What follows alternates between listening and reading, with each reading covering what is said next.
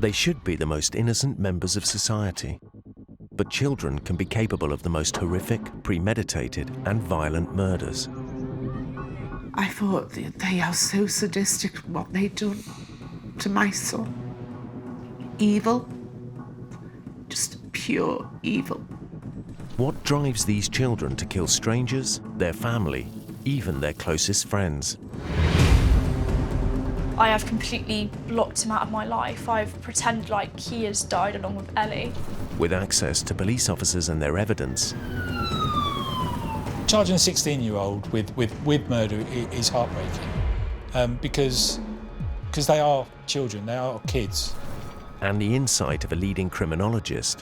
When you render your victim less human, it's much easier for you to be able to attack and kill them. We ask if they're victims of their environment, or are they born evil? What sort of person can do that? We hear first-time testimony from the families of innocent victims. They're scumbags, through and through, and I hope they have a terrible time in jail, which they should, being child killers.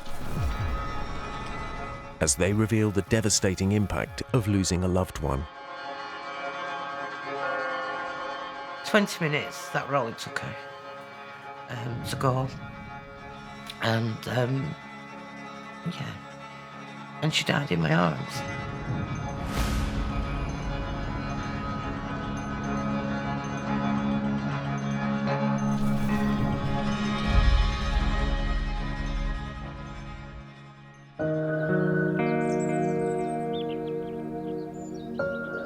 The rolling countryside of Wiltshire. Nestled in its heart is the sleepy town of Caen. On the morning of Friday the 3rd of May 2019, 17-year-old Thomas Griffiths left a nearby bus station. He was seen again 10 minutes later on a bus, bunking off school. No one knew it, but he was about to commit a horrific murder. The type of assault that this was, and the ferocious nature of it, you know, how could a 17-year-old do that to someone else? The body of 17-year-old schoolgirl Ellie Gould would be found by her devastated father. And she was cold. She was very cold. She was stiff. So I couldn't really move her. Thomas Griffiths strangled his ex-girlfriend in her kitchen. Then he savagely stabbed her 13 times in a killing that would shock the nation. How could you put your hands around somebody's neck and squeeze as they're fighting you off until they take their last breath and then pick up a knife and stab somebody 13 times in the neck? What sort of person can do that? They are sick in the head. Griffiths then made a childish attempt to make it look like a suicide. Tom cleaned the knife in the sink, and then he placed the knife back into Ellie while she was already dead. How did this quiet boy, a school prefect and keen sportsman, turn into a savage killer? Yeah, he was just completely normal. You would never have thought he could even hurt a fly. It's the tragedy of a young man who doesn't have the emotional maturity to deal with rejection. We carry the pain of losing Ellie every day of our lives. We wake up in the morning and it's the first thing you think about, and you carry that pain every single day.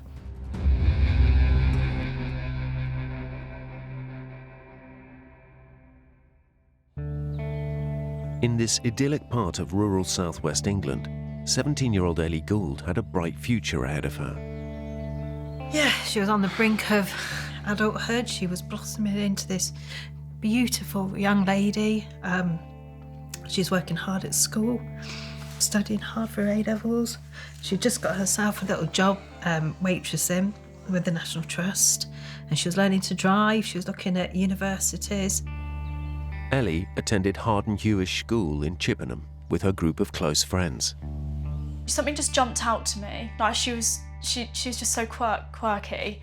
Like there was just something about her that you just fell in love with her instantly, really. She was just so real with everyone. She was just Ellie all the time, and she was so funny, so bubbly, everyone loved her. We didn't become proper friends until the start of sixth form in 2018, but right from the outset you knew she was a lovely person. She'd always talk to anyone. Ellie, her friends, they were at a really lovely school called Harden Hewish. I think a couple of years ago, Tatler magazine said would recommend that you'd send your child to that comprehensive. It is a comprehensive but an outstanding one. So really nice people, quite an affluent area. Wiltshire's a very safe place to live. It's one of the safest counties in the country. It's got some thriving communities. Homicides in Wiltshire are fairly rare. But on the 3rd of May 2019, the unthinkable did happen here when Ellie Gould was strangled and stabbed to death. They trusted Thomas Griffiths. He'd been in the kitchen just a few months earlier celebrating Ellie's 17th birthday, and then he took her life in that kitchen. This whole case is tragic. The two people involved are in a point in their lives where they've got the whole lives ahead of them. Go. Ellie had a happy childhood. She was very much like a mother. She was just a lovely, my father would always say that, a lovely child. Knew her own mind from a very young age, very determined. Yeah, she was great fun, and she obviously grew up into a beautiful, kind, loving young lady. As a youngster, she developed a passion for horse riding. She had some lessons, and then she got hooked, and then started to become, quite a good rider, I suppose, for a youngster. Sort of a trust in a horse and being gentle with a horse and an understanding of the horse. And being fearless as well, I think. You could see that she sat on the horse extremely well, really well balanced. Timing. And ultimately fearless. And it led to thoughts of a career. She wanted, at a time, to join the police force, the mounted police, again, because of her love of horses. So she wanted to work with animals. It was a conversation we had. She used to like watching documentaries, solving cases, and she said to me, "I know, that's what I want to do. I want to join the police and solve investigations." She said, "I really love it."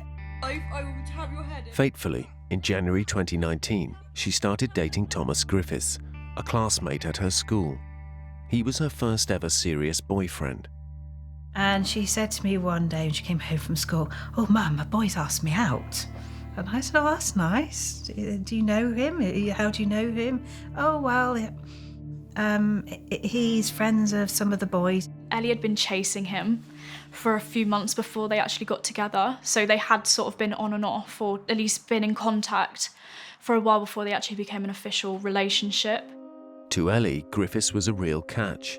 Little did she or any of her friends know that this quiet boy would turn into a brutal killer. Normal, honestly. He was just your normal boy. Yeah, he was just completely normal. You would never have thought he could even hurt a fly. I think we only saw the quiet side of him because maybe he was intimidated by the big personalities in our group. But she told us that he was a lot more caring and open and louder and funnier and more outgoing when he was with her. There was no indication to us that he could go on and hurt anyone. There was no indication from his background, from our investigations, that would make us think that he was going to turn into a murderer.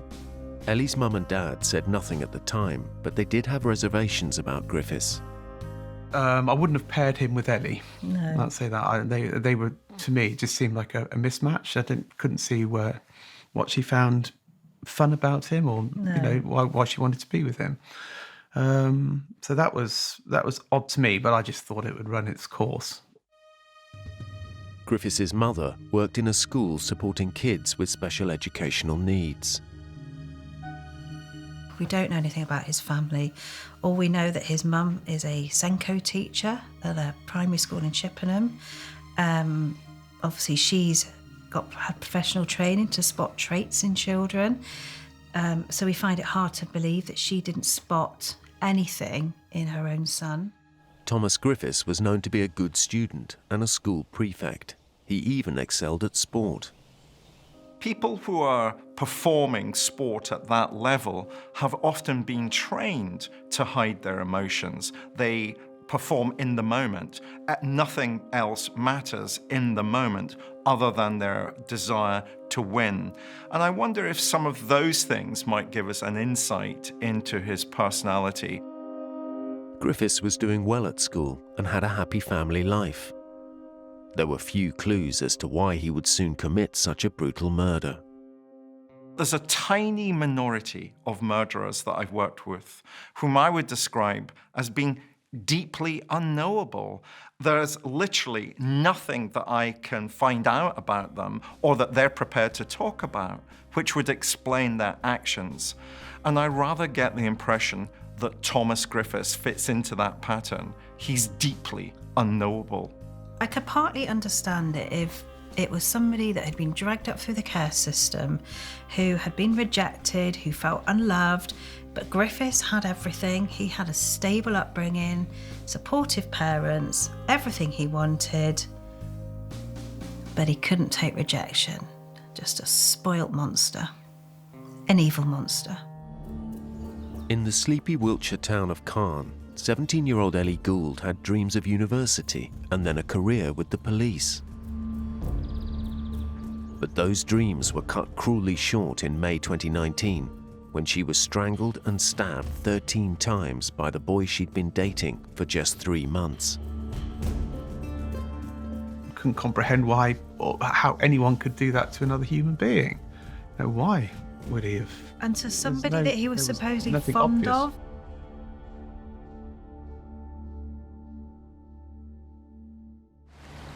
Ellie Gould lived in the town of Cairn and Griffiths nearby in the village of Derry Hill, both a short bus ride to their school in Chippenham.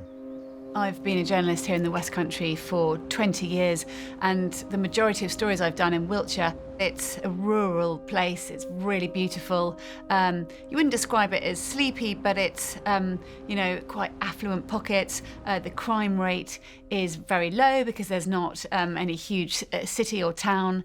It's a beautiful place. Only with hindsight are there any clues to Griffiths' troubled personality. Looking back now, you can always look back and you think maybe it was a bit weird that he was quiet and didn't open himself up to people. But you can always look back and you can think maybe this was a sign. Well, from my point of view, when he came and ate with us a few times, he had nothing really to say. Didn't hold his knife and fork properly. He's just a bit slovenly round the table. Yeah, I do. He sit at the table properly. But he didn't. Nothing much to say. Seemed quite. He wasn't outgoing enough. In the months prior to the murder, members of Griffiths' family had both been ill, but he seemed reluctant to discuss it with anyone. There was a period of a week where his dad had to remain in hospital and have some form of treatment every day. And I remember saying to him, is that radiotherapy? And he said, no, I don't know, I can't remember what it's called. I don't know. And I just thought then, that's a bit odd. There are a lot of surface factors going on in Griffiths' background prior to him committing murder. I mean, we know, for example, that his father was having treatment for cancer. His grandmother had died.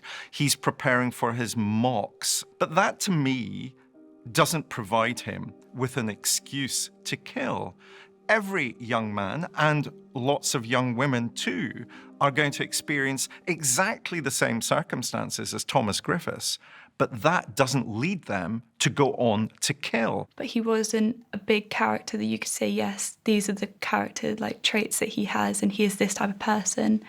He was quite a closed book, I feel. I didn't think they were a match made in heaven, but I'm not the type of person to judge someone on who they choose to date. I think if someone's happy, and Ellie did seem happy, I was happy for her. You know, whether I thought Tom was punching, if you will.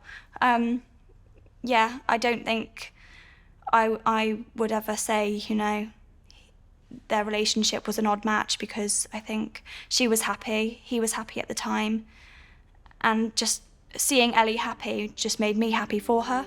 But in the spring, schoolwork intensified and mock exams loomed large on the horizon. Ellie was starting to wonder if she really was happy.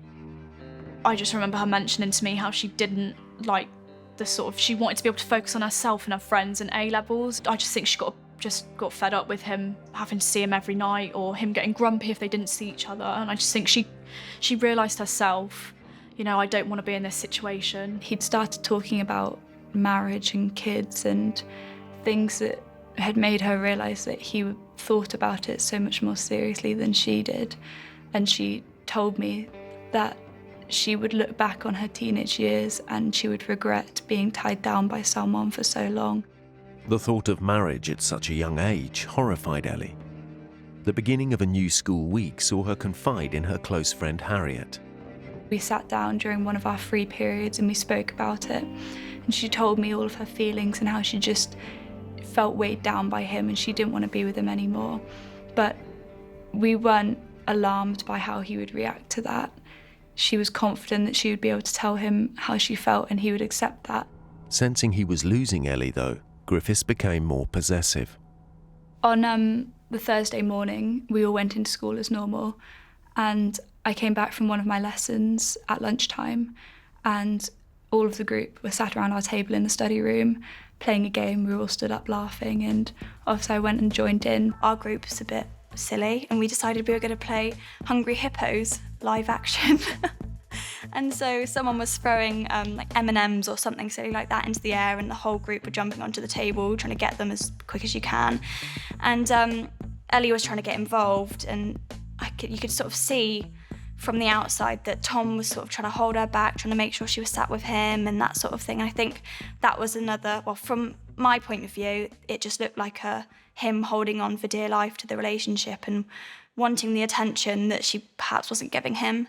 And you could see she was getting annoyed. She was sort of shrugging him off, sort of that sort of thing, and moving away from him. It convinced Ellie that she had to end it.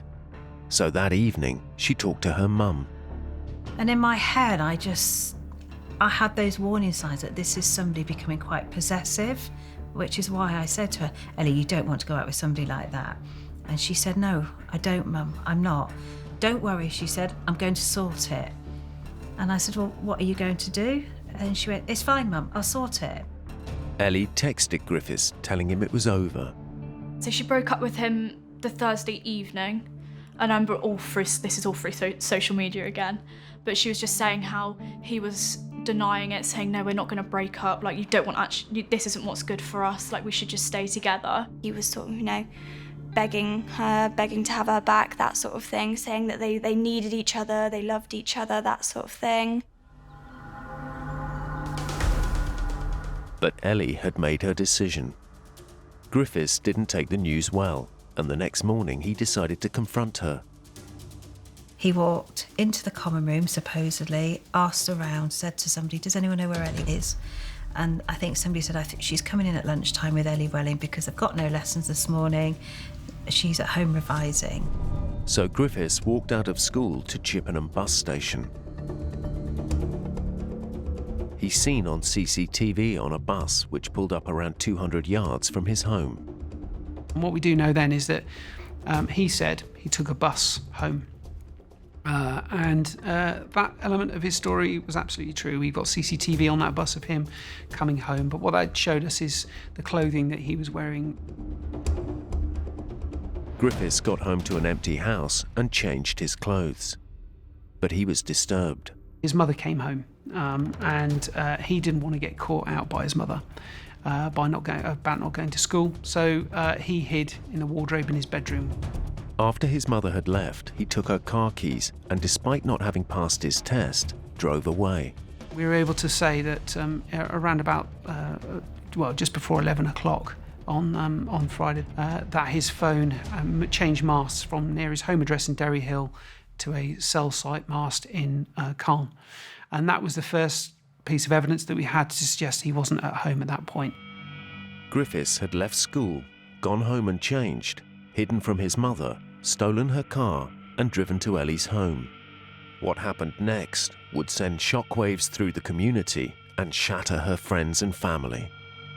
So at the end of that process, we're all walking away scratching our head to think how a 17-year-old boy has murdered someone who he said he loved and a classmate of years in such a traumatic and horrific way. 17-year-olds Thomas Griffiths and Ellie Gould were both A-level students at Harden Hewish School in Chippenham, Wiltshire. She lived in Caen on a quiet residential street.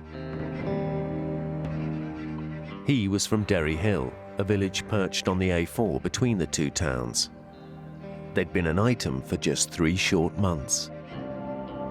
She was very happy to be with him. I think she felt maybe a sense of achievement that she had managed to end up with the guy that she'd been wanting to be with for quite a while. But in early May, Ellie ended their relationship to concentrate on her mocks. No one could have predicted what Griffiths would do next. He apparently wanted to see Ellie to talk to her about the relationship, to try and resume it, to persuade her otherwise. If that was genuine, he would have just stayed on that bus and come through to Caen. Instead, he chose to go home, change his clothes. He had a black sweatshirt on in the morning and white trainers, but he changed his black sweatshirt into a black hooded top, and he also changed his white trainers into black canvas shoes. It was a warm day. There was no reason to put warmer clothes on. The weather hadn't changed. His mother came home and he hid in the wardrobe from her. That's odd behaviour. When his mother left, he jumped in his car and he drove illegally to our house. It was a 7-minute drive to Ellie Gould's house where she was revising. She'd arranged for one of her friends to take her to school later that morning. It got to about 11 o'clock, I believe, and I got a message from her saying, don't worry about picking me up, I'm just going to revise from home today, which was quite common for Ellie. I think it didn't alarm me at all. It was very, she hated history. We both did. Ellie was not heard from again. I think it was around, 3 o'clock, maybe 4. I did get a strange message from Tom saying that he'd been self-harming. He had sent the group chat a message saying, I'm, as you all know, me and Ellie aren't together anymore, going on about that. And then he said that he was self-harming and that he wasn't feeling himself, and that he had been scratching his neck and he had scratches all over his neck. And he just wanted to let us know because we're all his best friends. And obviously, as you would, we all said, oh my gosh, I'm so sorry. I said, I'm always here for you and if you ever need to talk. At around 3 p.m, Ellie's dad came home from work. So I pull up in the drive, Ellie's car, a small red car that she was learning to drive in was on the drive. So I come into the house, walk into the kitchen, put my phone and wallet down on the table. And then from the corner of my eye, I see Ellie's legs on the kitchen floor, island unit in the middle, and her legs just poking out from the side of it. First thoughts were, she's fallen. She's banged her head, and she's hurt herself. I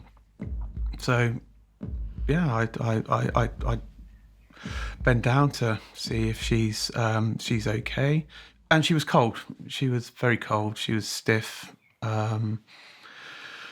So I couldn't really move her. So I just thought she'd climbed up onto the worktop to get something out of the cupboard, and fallen and banged her head. Then I take 2 and I see there's a lot of blood splatters around that end of the kitchen, which wouldn't have come from a fall. But I couldn't compute then whether what had happened. I was panicked, so I immediately rang for an ambulance, they tried to tell me how to resuscitate her, and I told them that it was pointless. I believe she was dead, Yeah, it was horrific. Dad Matt immediately called Carol.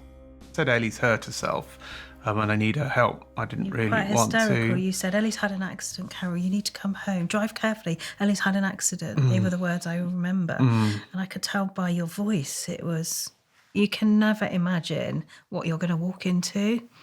And I pulled around the corner towards our house, and there were just police cars abandoned everywhere, an ambulance on the drive, various police cars, and then you just sobbing at the end of the drive. And I got out the car because I couldn't get near our house because there were too many vehicles.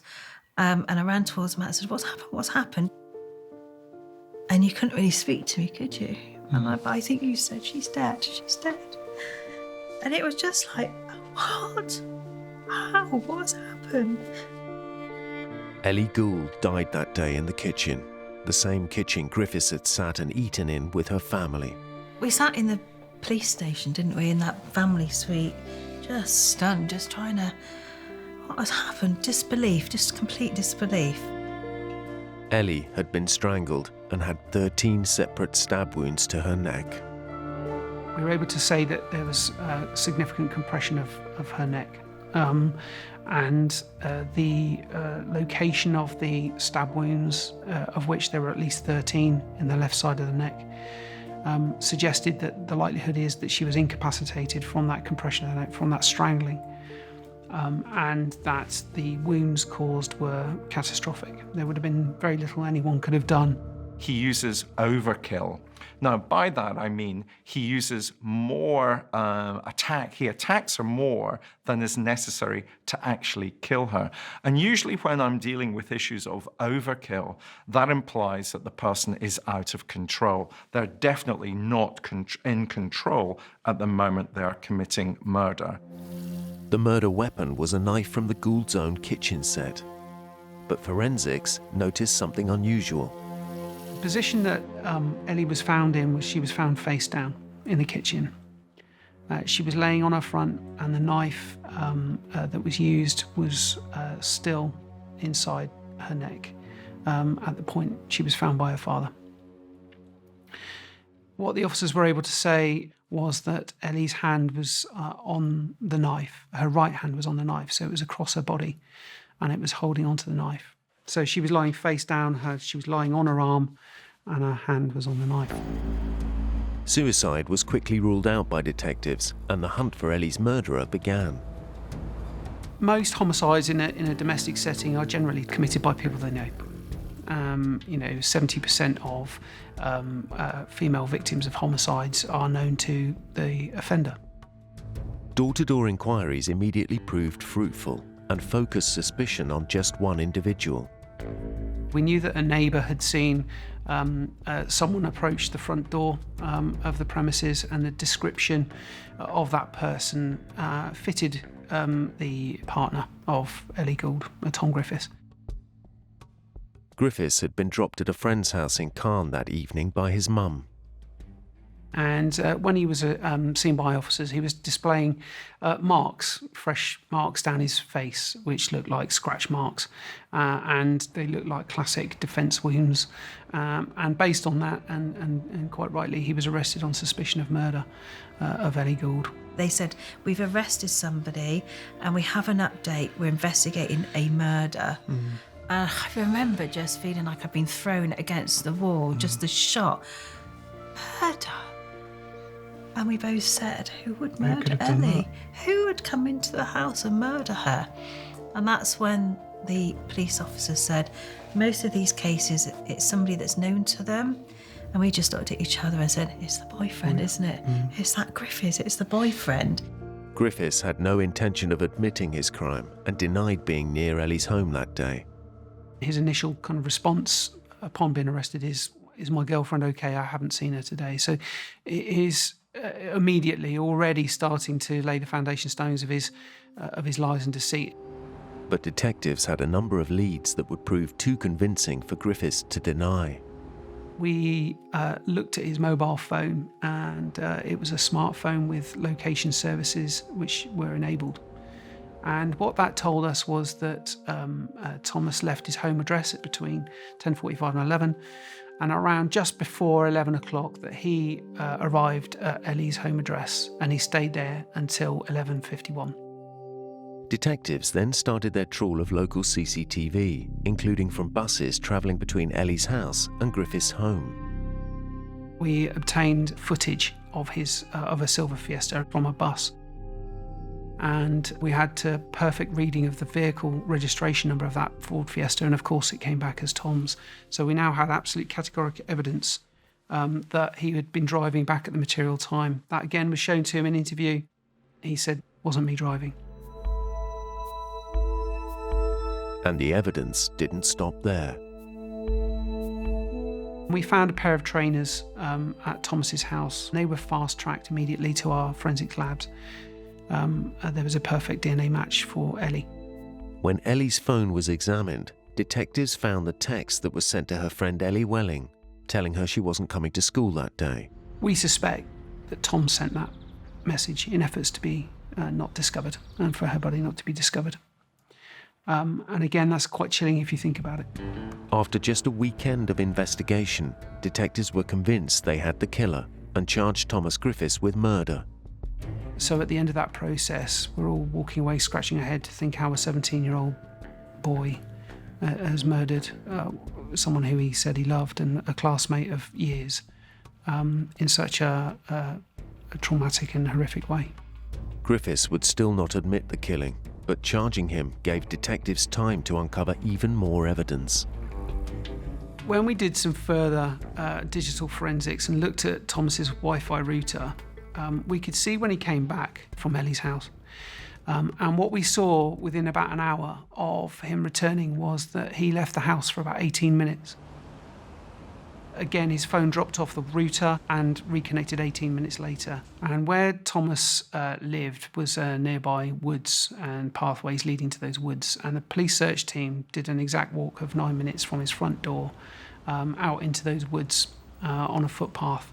And almost precisely 9-minute walk away, they located a black bag. And in that black bag contained blood-stained tea towels and washing up cloths. It was Ellie's blood on the cloths. It was compelling evidence, but Griffiths still refused to confess to Ellie's murder.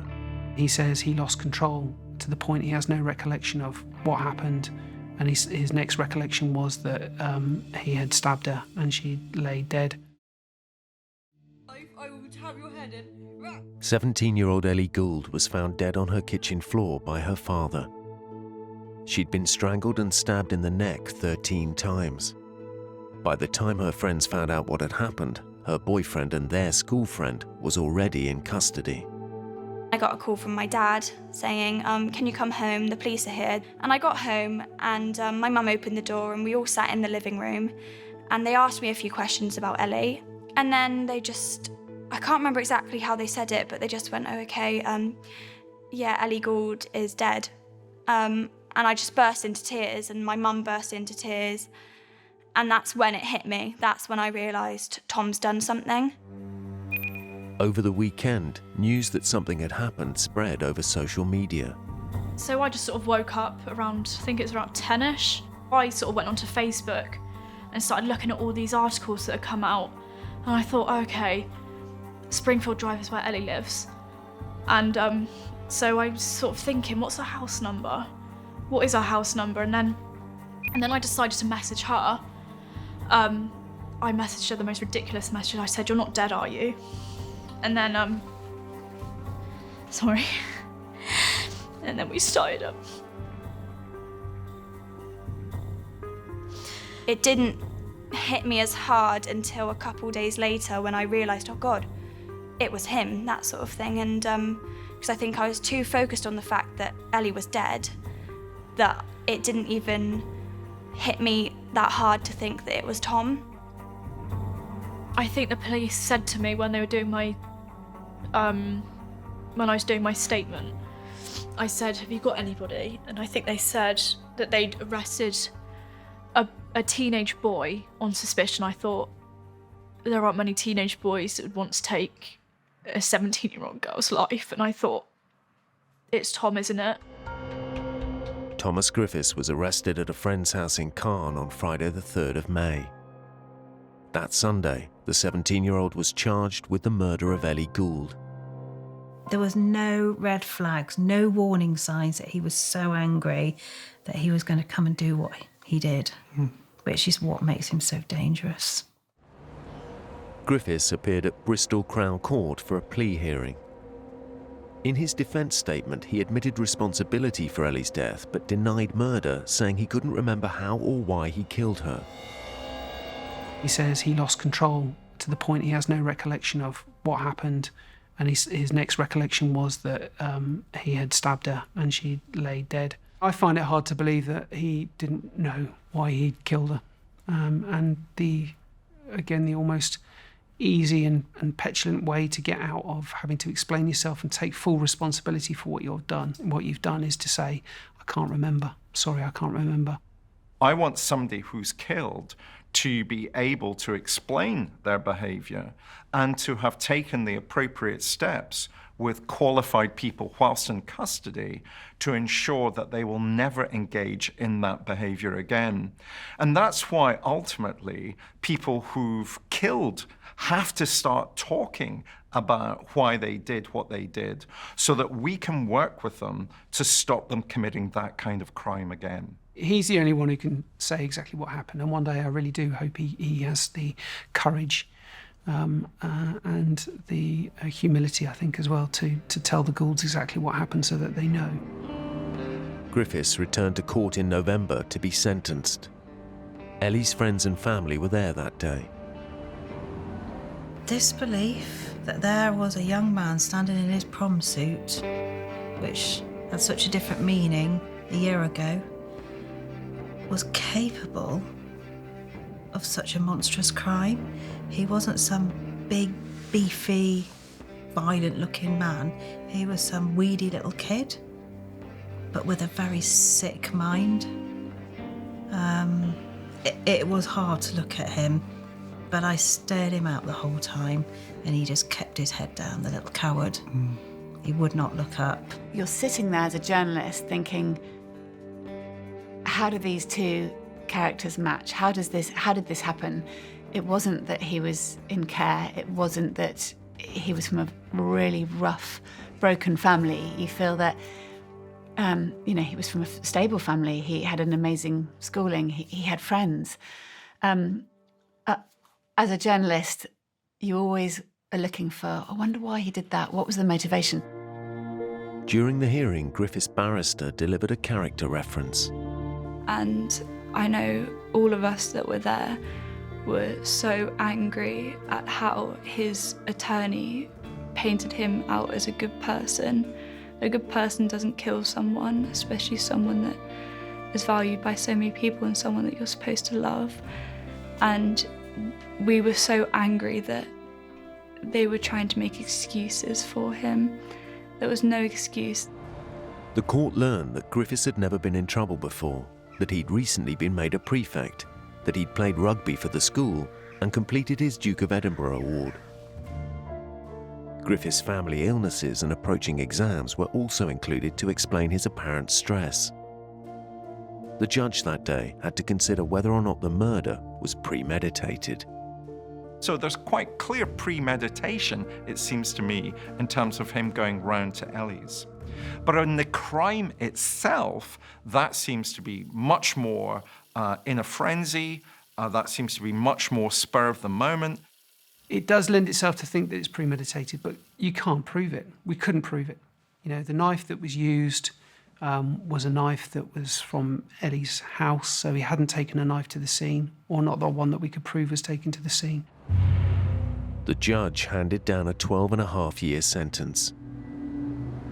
How can one person cause so much damage, complete devastation to us, Ellie's family, such deep emotional scarring to all her friends, to our friends, to the wider community, cause so much damage to so many people, and the punishment for that is 12.5 years? It's wrong. They were very disappointed. They wanted longer. They were, Carol very much was like, this is just heartbreaking. So it was never going to be a good day, even if he'd been put away forever. It was still never the outcome. The only outcome they want is they want their daughter back, and that's just never going to happen.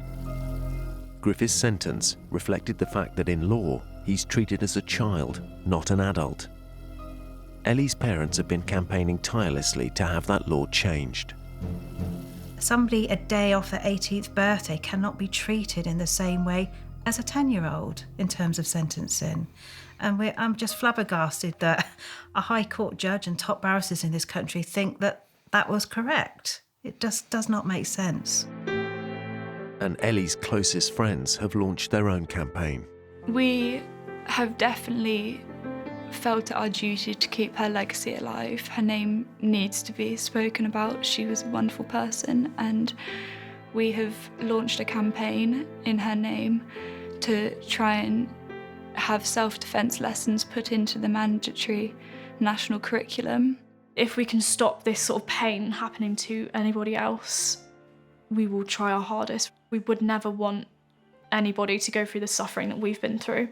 Thomas Griffiths could be eligible for parole by mid-2029. He'll still be under 30. I don't even want to think about it. It terrifies me to think that he could be let out. It absolutely terrifies me. I think I am worried about that day because obviously I don't know how I'll react to it if I do end up ever bumping into him. I wouldn't be able to predict my actions because I have completely blocked him out of my life. I've pretended like he has died along with Ellie. Though she's gone, Ellie will never be forgotten.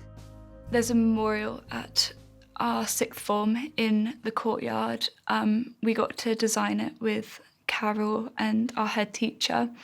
It's a foal laying down surrounded by flowers, and there's a plaque that says, "I've lived my life of joy and fun. Live on now, make me proud of what you'll become."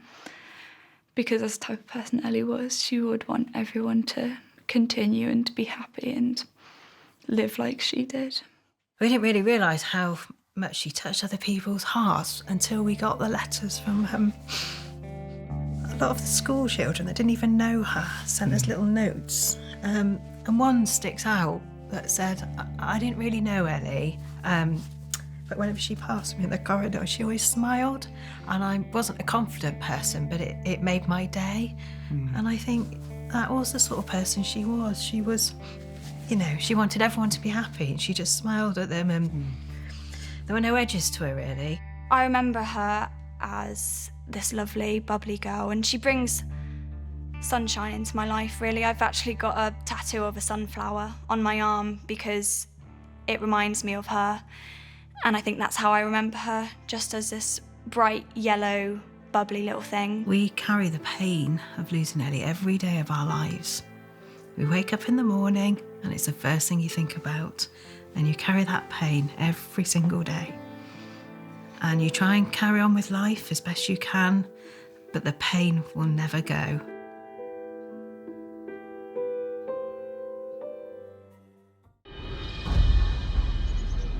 They should be the most innocent members of society. But children can be capable of the most horrific, premeditated, and violent murders. I thought they are so sadistic what they done to my son. Evil. Just pure evil. What drives these children to kill strangers, their family, even their closest friends? I have completely blocked him out of my life. I've pretended like he has died along with Ellie. With access to police officers and their evidence, Charging a 16-year-old with murder is heartbreaking because they are children, they are kids. and the insight of a leading criminologist. When you render your victim less human, it's much easier for you to be able to attack and kill them. We ask if they're victims of their environment, or are they born evil? What sort of person can do that? We hear first-time testimony from the families of innocent victims. They're scumbags, through and through, and I hope they have a terrible time in jail, which they should, being child killers. As they reveal the devastating impact of losing a loved one. 20 minutes, that role it took her. It was a goal. And, yeah. And she died in my arms.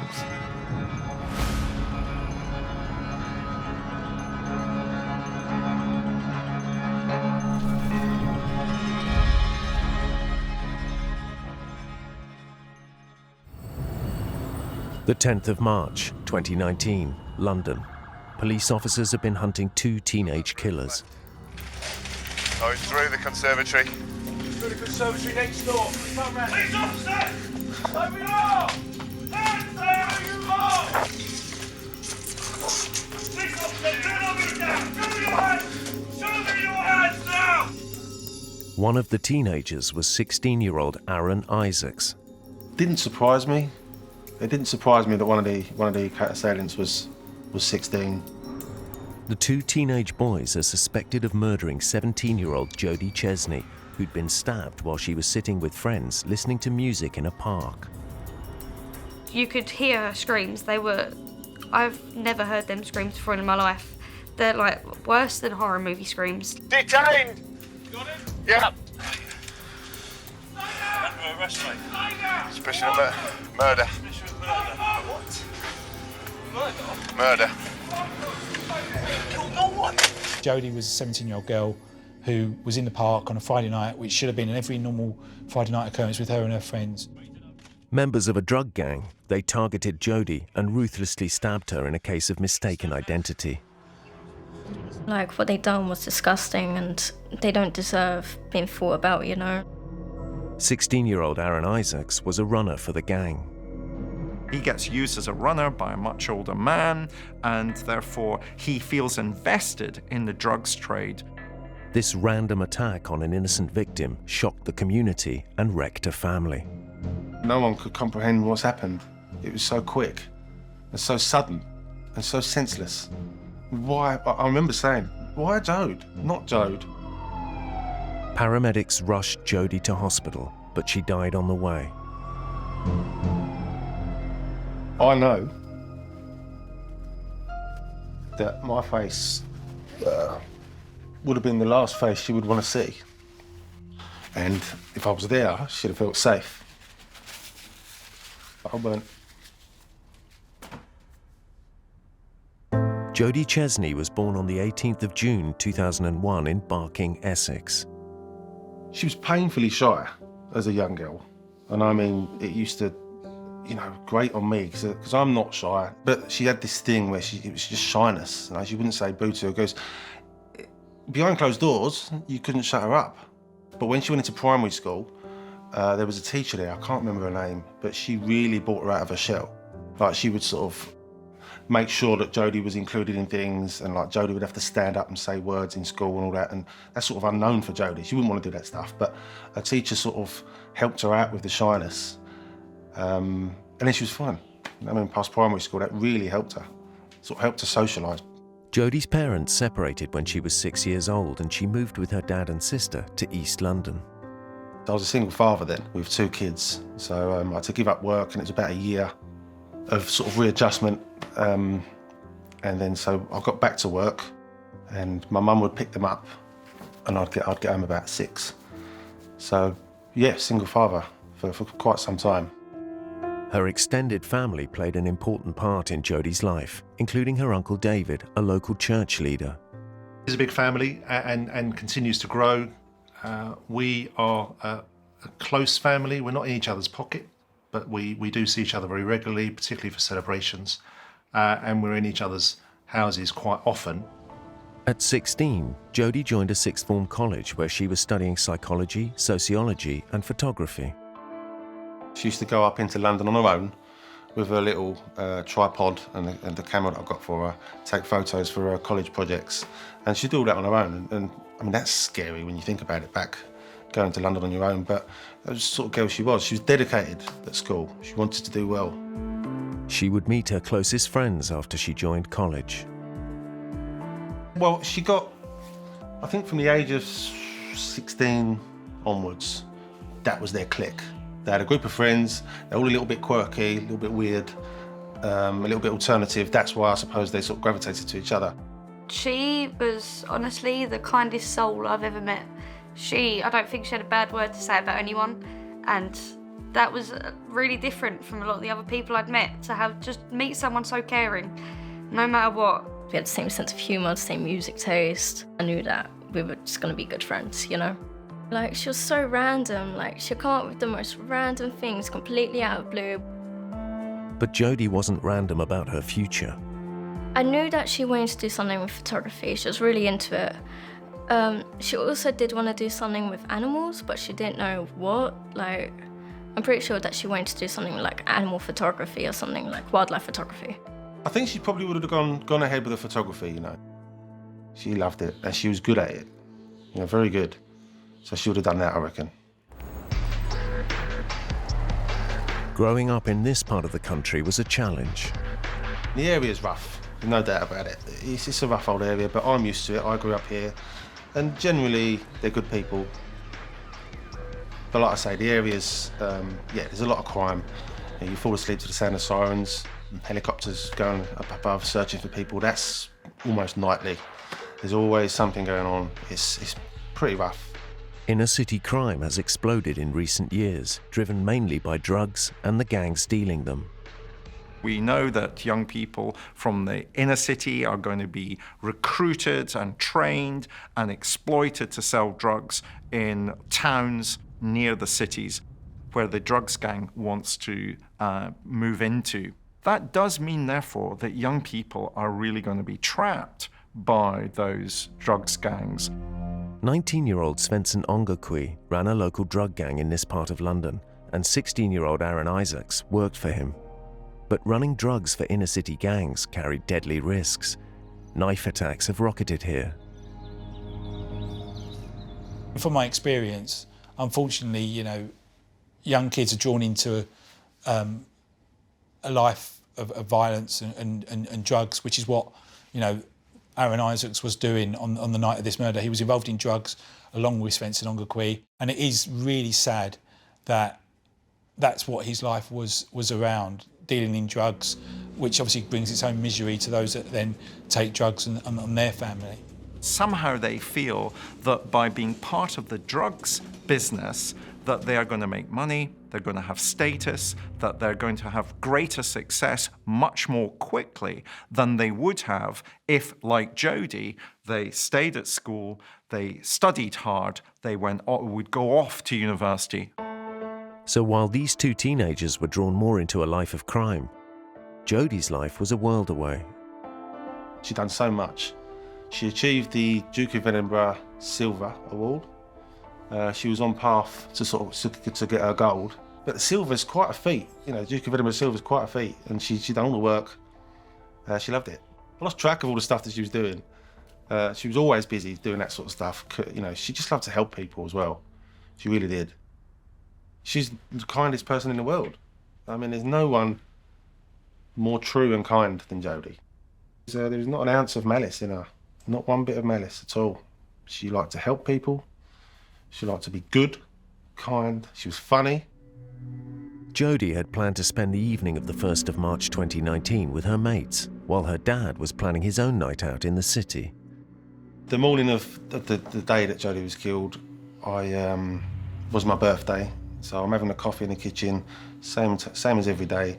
Jody pokes her head round the banister and says, "Happy birthday, Dad." So I say, "Thank you, darling," and I shoot off to work. And it was the last time I spoke to her. As far as I know, it was just an ordinary day for her. She did college, came home, had a shower, got changed, and then went out with her friends. Later that day, this CCTV showed Jody and her friends walking out, heading for a nearby park. It is the last known image of Jody alive. And never in my wildest dreams was I expecting a call from the police. So, but yeah, it was just a roller coaster. And Pete just fell down to his knees. I was just holding him, and he was just saying, my Jody, not my Jody." Those were his words. On the outskirts of East London, 17-year-old Jody Chesney was a popular young woman. She was about to sit her A-levels and was dreaming of a career in photography. She was kind of a proud geek. if you like. You know, she was always a bit alternative, purple in her hair and all that sort of stuff. And all her friends were all sort of saying I wouldn't sort of class her as the X Factor generation, if you like, where they all follow each other, they all like the same stuff. Jody was very different in that way. You know, she had friends that were also kind of alternative, you know, all a little bit quirky, and so was she. But growing up in this part of East London was a constant concern for Jody's dad. I believe it's definitely gotten worse with the violence. And the ferocity of the violence has got worse. You know, when I was in school, you had fights, you know, you had sort of 3-on-1 as well, but no one got stabbed. No one got killed. There's always been fights, but now it seems people are just so willing to use knives and hurt people and kill people, and it's nothing, doesn't matter to them, when it should. A common theme with inner city crime is the exploitation of young and vulnerable people. You're seeing this all the time, is that young people as young as 8 and 9 are being targeted to come into gangs, and that's where they get them, really young. New trainers, you know, a bit of money, that's what happens. And sadly, that continues. These kids that have not got a stable family home, or have not got a father or a mother that's there to steer them in the right direction, are easily led, you know, they're easily manipulated by gangs. 16-year-old Aaron Isaacs and 19-year-old Svensson Ongakwe were both already firmly entrenched in criminal behaviour. What I found interesting when I was looking at Aaron Isaacs was that he had a criminal record that went back to when he was 14. So we've got clearly, it seemed to me, a young man who isn't invested in school, doesn't see his future as coming from staying on at school, learning a trade. This is somebody who's going to be caught very quickly by older men who want to use him for their own ends within the sale and distribution of drugs. 6 months before they killed Jody, Aaron Isaacs and Ongakwe were involved in another violent incident. There was evidence in relation to earlier incidents that Aaron Isaacs was present at, which Svensson Ongakwe admitted being involved in the stabbing of another young boy in Harold Hill the year before. Despite the police having knowledge of this incident, the victim didn't press charges, so no action was taken. But it did demonstrate the level of violence that Ongakwe and Isaacs were prepared to use. What you're seeing is that the use of violence is much more free now, is that actually it's the first thing you do rather than the last thing you do. We're seeing the wide distribution of knives and the need for some drug gangs to be able to control their turf, and the way that they control their turf against any competition locally or more widely is that they tend to use knives when they want to reinforce the fact that they are the supplier, they are the distributor in that particular area. On the 1st of March, Jody Chesney's innocent, carefree life would fatally collide with the violent world of Isaacs and Ongakwe in Amy's Park. The park, it was basically just fields. Like, it looked like a lot of greenery, and there was one sort of small kids' play area. I wouldn't exactly say small, but obviously I think because we were bigger, it looked small.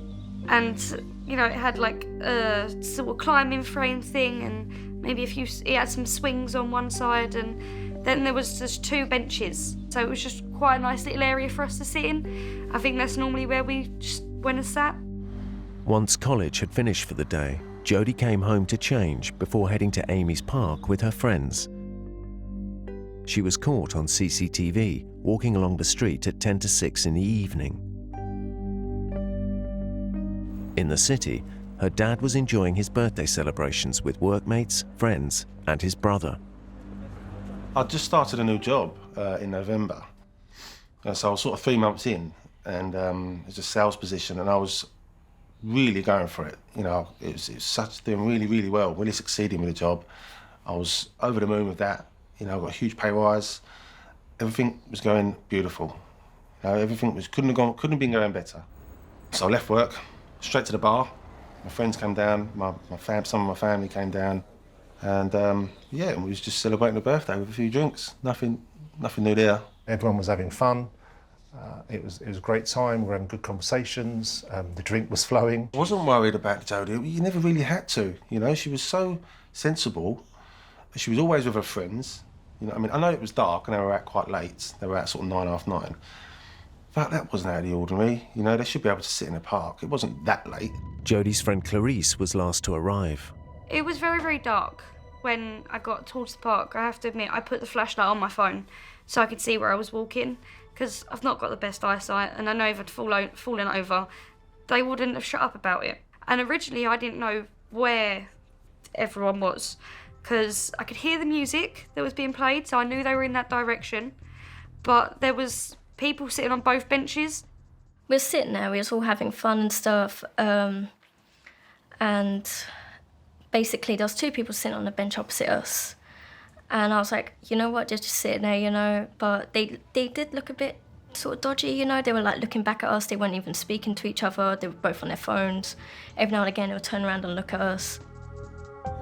In the city, the celebrations were winding down. And now and again, Pete and I would have deep conversations, usually when everyone has gone. And so we were doing that. We were having good conversation about life, about philosophy. I think we're talking about faith as well. And it was all positive stuff. 2 people left the bench. There was 2 people sitting opposite us on the bench. They weren't talking at all, and they were just basically sitting there. Every now and again, they'd turn around and look at us, and they got up and walked away. This was actually like one of our last conversations. She nudged me, she literally just nudged me and goes, "Hey Faye, do you see a face in a tree?" And I was like, "What?" And I looked up at the tree, I was like, oh, I see what you mean. And I think we went quiet for like maybe 3 seconds, and then there was just like, I don't know, sort of scuffle. You heard a bit of a scuffle, and then Jody started screaming. Like she shivered and jolted, like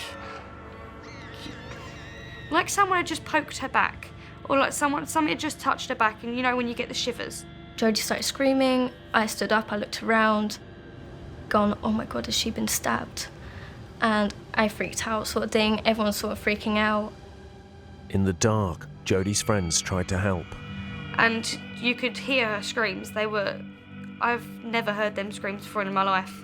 They're like worse than horror movie screams. Like you don't ever expect it to be that much, but it was scary. And then I think we were all sort of screaming, everyone was screaming for help. Amid the darkness and the confusion, someone called an ambulance. By that time, Jody had went quiet. She'd went quiet, and that's what had worried everyone a lot more, I think. I think because when we could hear the screams, she was screaming, you could tell she was in pain, but we could still hear her. And I think when she went quiet, everyone sort of, the shock hit in a lot worse. An ambulance arrived, followed shortly by the police. So the officers arrived, and they found Jody and they found Jody's friends all very distressed and very upset. Ambulance arrived to provide, obviously, first aid and try and help and treat Jody. Jody's injuries were so serious, paramedics decided she needed to go to a major trauma unit. The nearest one was the Royal London Hospital, around 30 minutes drive away. Not far from there, Jody's dad's party was interrupted by the City of London police. I got a call about 10 o'clock, I think, to say that Jody had been attacked and we're coming to get you. I was like, whoa, wait, what? Yeah, so, and that's all they told me. Jody's been attacked, we're coming to get you. So obviously my night just changed completely. And so we just needed to leave, and they would send a van. City police would come and collect us. And we were frantically trying to find out some more information about that, but nothing was there. They said, look, you stay there, City police are going to come and pick you up. And so Pete and I just waited, it wasn't long, and we got in the van. To be honest, that bit was all a bit of a blur, but the police van turned up, said, "You Mr. Chesney? Yes, please get in the van, your daughter's been stabbed." I'm like, what? Jody was then taken by ambulance to hospital. Unfortunately, en route to hospital, they had to perform emergency treatment because of her condition deteriorating. And unfortunately, despite the best efforts of the medical services, they won't be able to save her. So we're in the back of the van. Sorry. And I hear on the radio that please reroute Jody's dad to home, because they were taking him to the hospital initially. But they said reroute Mr. Chesney back to home because we've lost her. So I heard that in the back of the van and just dropped to my knees. I couldn't believe it. It all went a bit mad in the van, and Pete just fell down to his knees. I was just holding him, and he was just saying, my Jody, not my Jody. Those were his words. And they operated on her on the forecourt of the garage. Heart operation. She died of hemorrhage and trauma. So, but they were trying to, I think they opened her chest up and they were trying to save her, but she died right then and there. They went a long way through the darkness into that park and stabbed a young girl in the back. And the knife almost went through her. And that's just, you know, even now it's just horrific to even think about. Jody had no enemies and had never been involved with crime, leaving her family in a total state of shock. No one could comprehend what's happened.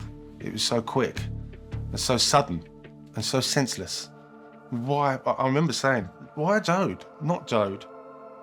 Now a huge police investigation would begin, and it would reveal that 2 teenagers, one of them just 16 years old, were responsible for Jody's senseless killing.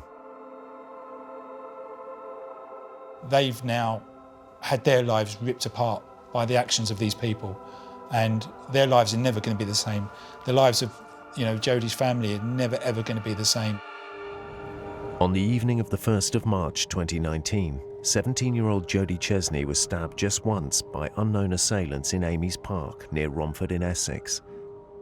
Jody's dad and uncle had only heard that she'd died while being rushed by the police to be with her. So instead of going to hospital, the police drove them home. Probably one of the hardest things that we did, just sitting there knowing that we'd lost Jody.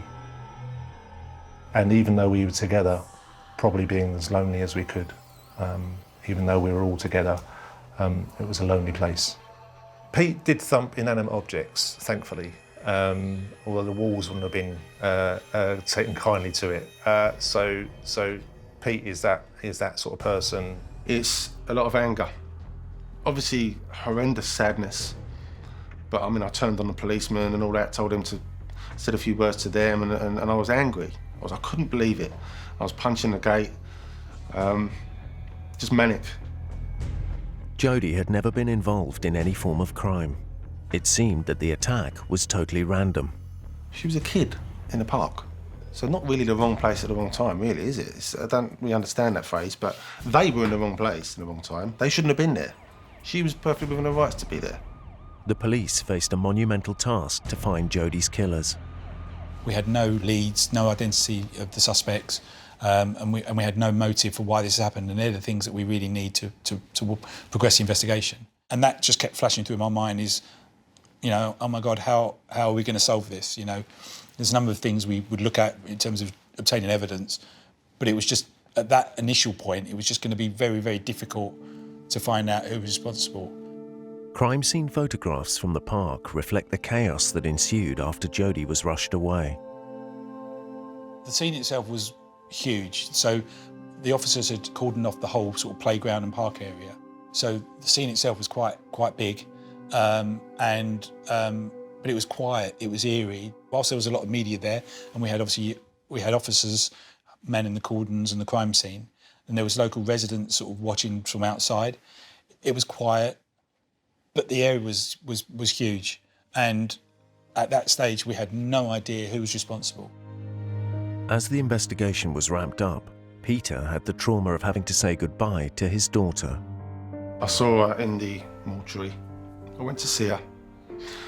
She looked asleep. You could tell she wasn't there. but she kind of just looked asleep, you know. So me, my daughter and my mother went into the mortuary together, and she was behind a glass, laid on this, you know, bench. It was horrible. While the Chesney family grieved for their loss, detectives made their first breakthrough when a new witness came forward. Late Saturday afternoon, early evening, we were made aware that a member of the public had contacted Romford Police Station to report he'd seen a black car, a small black car, parked with its headlights off. And he then saw what he believed two figures run from the park and the playground and jump in the car, and then the car sped off. He said he was very good at cars and he was a car enthusiast, and he gave us the year, make of car. He thought it was a Vauxhall Corsa, and he believed it was potentially an 08 plate. Detectives studied several of their cameras in the area, and after looking through thousands of records, narrowed the search down to a handful of Vauxhall Corsas. Then they had a stroke of luck with an incident just 2.5 miles away from Amy's Park. Then a black Corsa was found, or was involved in an incident in Elvet Avenue, Kidman Close. The vehicle had been left at that location. So I arranged officers to go there as quickly as possible. And fortunately for us, the vehicle was still in situ. No one was with it. So we treated that as a crime scene. The vehicle was subsequently recovered to a forensic car pound and then subject to a forensic examination. Could this black Vauxhall Corsa be the car that carried the killers to and from Amy's Park? It was just too much of a coincidence. At that point, we still didn't know that that was the car that was involved in the murder of Jody. But, you know, call it gut instinct, call it inkling. The car had been abandoned on the road following a botched drug deal. The owner was quickly traced and arrested. Telephone records indicated that he was on his phone at or near the time of the murder, and that he was involved. He was then in contact with other people who we then subsequently suspected of being involved in the murder. Though the driver of the Corsa denied involvement, his phone showed contact with a teenager called Svensson Ongakwi. Detectives quickly tracked him down. We knew that Svensson Ongakwi was living at a hostel in Romford, and when officers went to the hostel, he wasn't there. One of the things in terms of working with young people who get caught up in the drugs trade is that they start out imagining that they're going to be like Scarface. They start out thinking that they're going to be major drug dealers, driving fast cars, earning huge amounts of money. If you think about Svensson Ongakwi, he was hardly living the high life. He had no permanent address. He was living in hostel accommodation. He basically had very little. A witness had told police that one of the attackers wore a particular type of coat.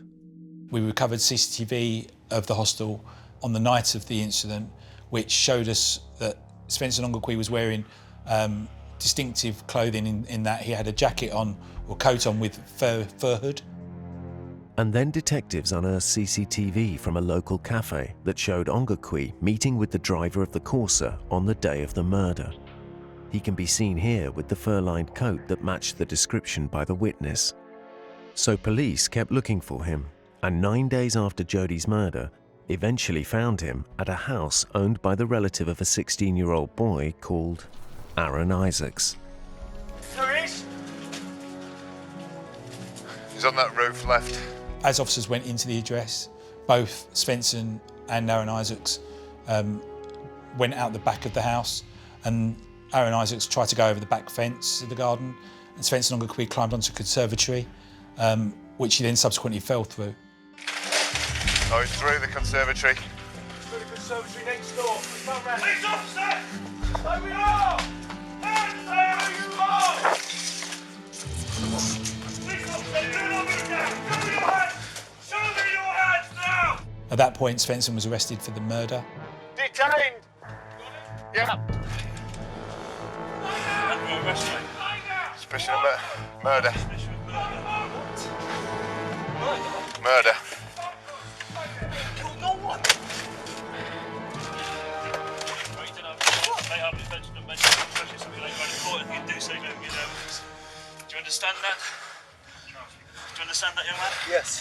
Lovely.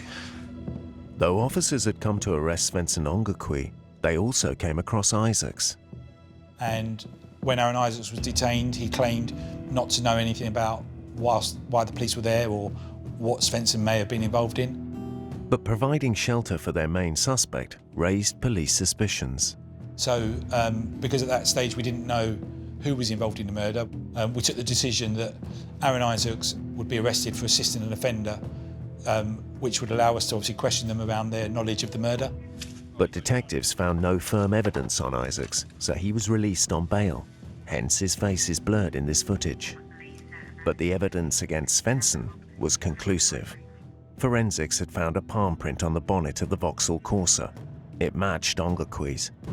Because of the telephone links and the forensic evidence linking him to the Corsa and the distinctive CCTV clothing that we could obviously witnesses had described, he was subsequently charged with murder and remanded in custody. With Aaron Isaacs back on the street on bail, police continued to study CCTV. They unearthed footage from local shops showing Isaacs and Ongakwi getting into the Corsa a short time before Jody was killed. And we saw Aaron Isaacs and Svensson Ongakwi getting out of a taxi outside the hostel, and then they both walked off down the road where we will be able to show that they were then collected by the Vauxhall Corsa. The evidence was overwhelming. 16-year-old Aaron Isaacs was rearrested and charged with murder in May 2019. Charging a 16-year-old with murder is heartbreaking because they are children, they are kids. I mean, from my experience, unfortunately, you know, young kids are drawn into a life of violence and drugs, which is what, you know, Aaron Isaacs was doing on the night of this murder. Their relationship will be particularly important, it seems to me, to be deconstruct moving forward, because it's almost as if you get a folie à deux. It's almost as if you have that classic madness shared by two, whereby one more dominant personality, I would presume Ongakwi, is able to convince the subservient personality to adopt his lifestyle and to see that lifestyle as being vital, important, and status-driven. They're going to be in prison for so long that you know, they're not worthy of my thoughts. I don't hate them. Because in order to hate someone, you have to care. I don't care about them. I don't hate them. I don't care enough. They're scum. They're scumbags, through and through. And I hope they have a terrible time in jail, which they should, being child killers. She did nothing. There was no altercation, no confrontation. This guy just decided upon it. And what a cowardly thing to do. Imagine that. You stab someone in the back, a child. 17-year-old Jody Chesney was stabbed once in the back by two unknown attackers. She died at 10:27 p.m. on Friday the 1st of March 2019. Her best friends were with her that night. To hear the words Jody is gone, I don't know, my whole world sort of shattered. Because we may have not been as close as we were, or we may not have known each other for as long as she knew someone else. But in the small time we had, we became quite close. It was more sadness than anything, you know, like, because I've known her for so long and we had all these plans for the future. And like, she told me her plans for the future about like having a family and stuff like that. It was just more like, it's more upsetting than anything else. I was a mess. I'll admit that now. I didn't like to admit it before, but I was a huge wreck. I think when happiness just gets taken so suddenly, I've never experienced that. After painstaking police work, 16-year-old Aaron Isaacs and 19-year-old Svensson Ongakwi were charged with her murder. 6 months later, their trial began at the Old Bailey in central London.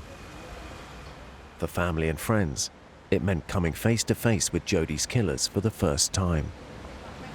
I've never had anger or hate for someone, and I've never had my blood boil so much, because especially Aaron Isaacs, he had a face of innocence. When you are that young, because we were young, at 17 you are young. When you have a face like that, you'd only expect that young face to be connected to someone that's brutally murdered someone. I went for the first 3 days, and I didn't go again until the verdict, because it was so difficult to see them trying to wriggle out of this and lie, when we knew from the evidence that the police got that they were there. I saw Svensson blame Isaacs. I saw Isaacs blame Svensson, because we knew they were both in the park, right? So our prosecutor put a question to him and said, "Did you stab Jody?" He said, "No." He said, "Do you know who did?" He said, "Yes." I was like, "Whoa, what? Who?" And he pointed to Aaron Isaacs. So he tried to blame his colleague or his whatever. But like I say, I did the first 3 days and I knew I wouldn't be able to do it. And Jody wouldn't want me to sit there and put myself through that. It's a horrible experience, you know, and it was killing me. Jurors heard how Aaron Isaacs and Ongakwe were looking to take out a rival drug dealer who was encroaching on their turf. The prosecution claimed they mistook Jody and her friends as their rivals, stabbing Jody in an unprovoked ambush. I think everything points to it being a case of mistaken identity. They've now had their lives ripped apart by the actions of these people, and their lives are never going to be the same. The lives of, you know, Jody's family are never ever going to be the same. After just 5 hours of deliberation, the jury found Ongakwe and Aaron Isaacs guilty of Jody's murder. 2 other boys were acquitted, along with the driver of the Vauxhall Corsa. It was a relief, definitely. I mean, there were so many tears outside the court. The police were crying because they've been invested so much into this case, and they know me, they know my family. You get a relationship going. But relief is the word. One of the saddest aspects of this was that neither any of the people involved in this murder showed any remorse. Either when they were arrested, they just shown contempt for the law, contempt for what the devastation they'd caused. They denied it, they denied involvement, they denied knowledge. They had to force our investigation team to prove everything. We had to look at every piece of evidence, gather as much evidence we could, whether that's CCTV evidence, whether that's forensic evidence, whether that's any telephone evidence that we used in the trial. On the 18th of November, Svensson Ongakwe was jailed for life with a minimum term of 26 years. Aaron Isaacs, who turned 17 while in custody, was sentenced to 18 years. I just hope that the sentences that these boys got gives them time to reflect on it. I'm not so sure it will, though. Just seeing their attitude throughout the investigation and throughout the trial, I still don't believe they've taken responsibility for what they were involved in. You know, like, what they done was disgusting and they don't deserve being thought about, you know? Like, they're in prison now, they're doing what they need to do, whatever else. But I obviously hate them, you know? But, I mean, there's nothing I can do about it. They're behind bars, they're serving their time, whatever.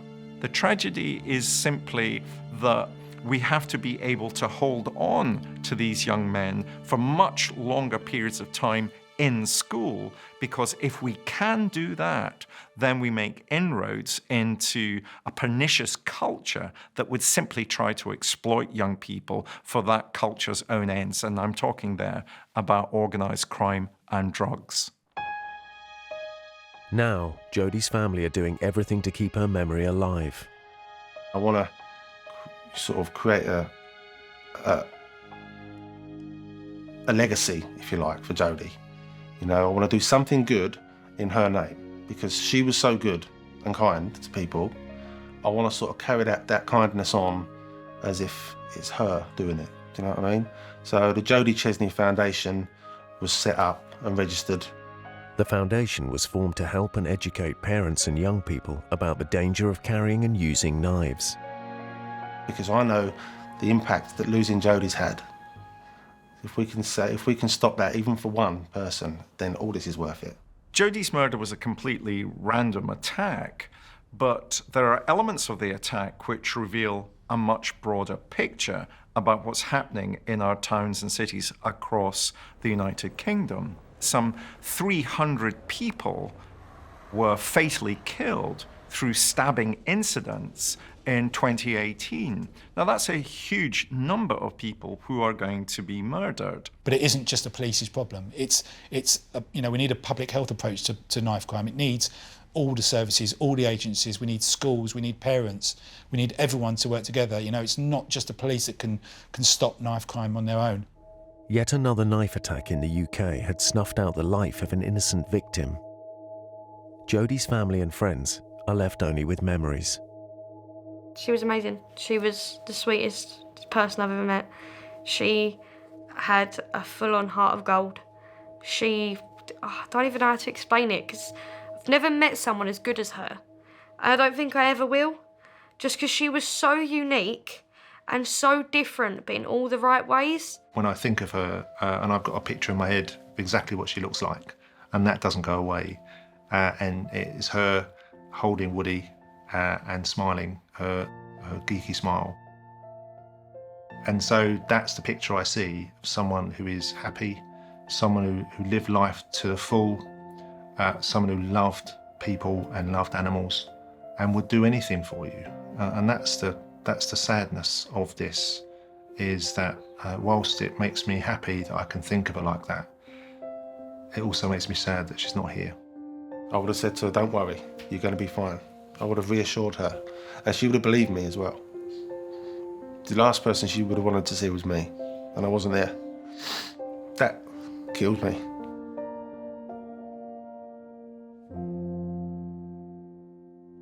Beautiful. They should be the most innocent members of society. But children can be capable of the most horrific, premeditated, and violent murders. I thought they are so sadistic, what they done to my son. Evil. Just pure evil. What drives these children to kill strangers, their family, even their closest friends? I have completely blocked him out of my life. I've pretended like he has died along with Ellie. With access to police officers and their evidence, Charging a 16-year-old with murder is heartbreaking, because they are children, they are kids. And the insight of a leading criminologist. When you render your victim less human, it's much easier for you to be able to attack and kill them. We ask if they're victims of their environment, or are they born evil? What sort of person can do that? We hear first-time testimony from the families of innocent victims. They're scumbags, through and through, and I hope they have a terrible time in jail, which they should, being child killers. As they reveal the devastating impact of losing a loved one. 20 minutes, that role it took her to go. And, yeah. And she died in my arms.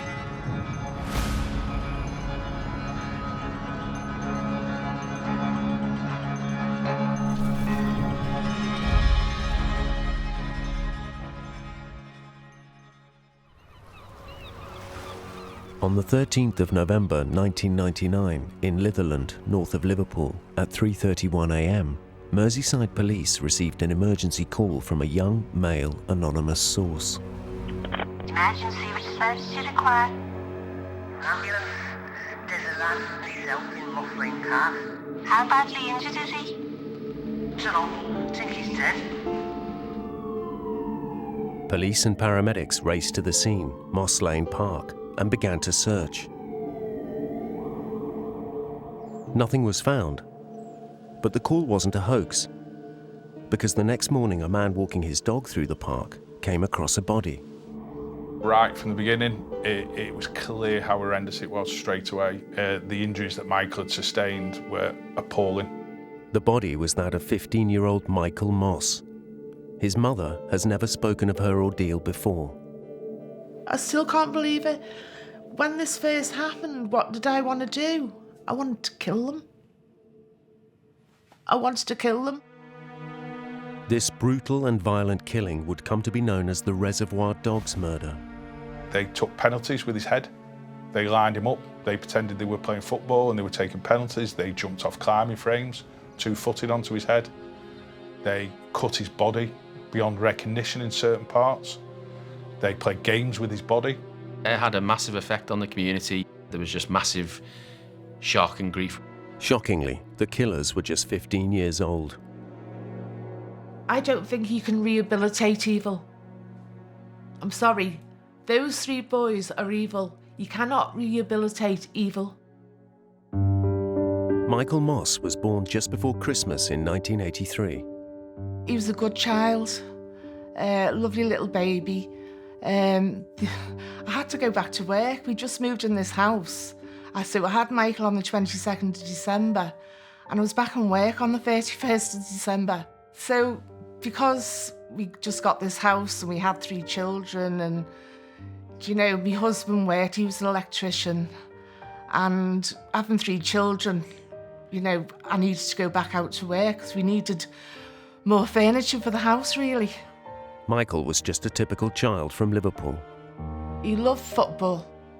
He played football for the school team. And my family are Evertonians, but Michael had to be different. He was a Liverpudlian.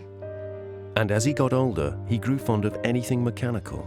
Michael wasn't very academic. He liked to... He could take anything apart. He could take a bike apart. He'd put it back together.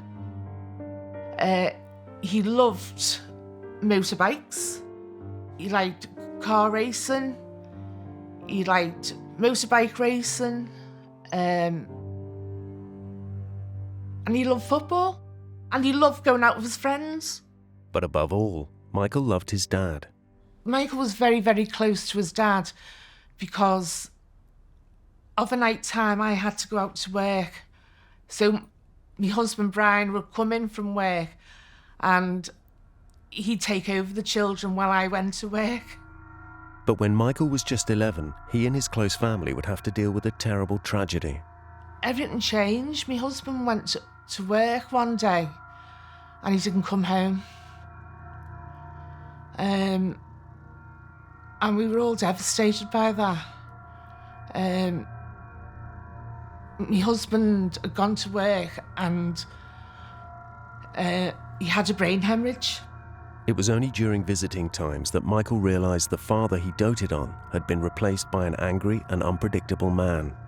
My husband's brain injury was where he would swear. My husband never swore. He was a good husband. He never swore. He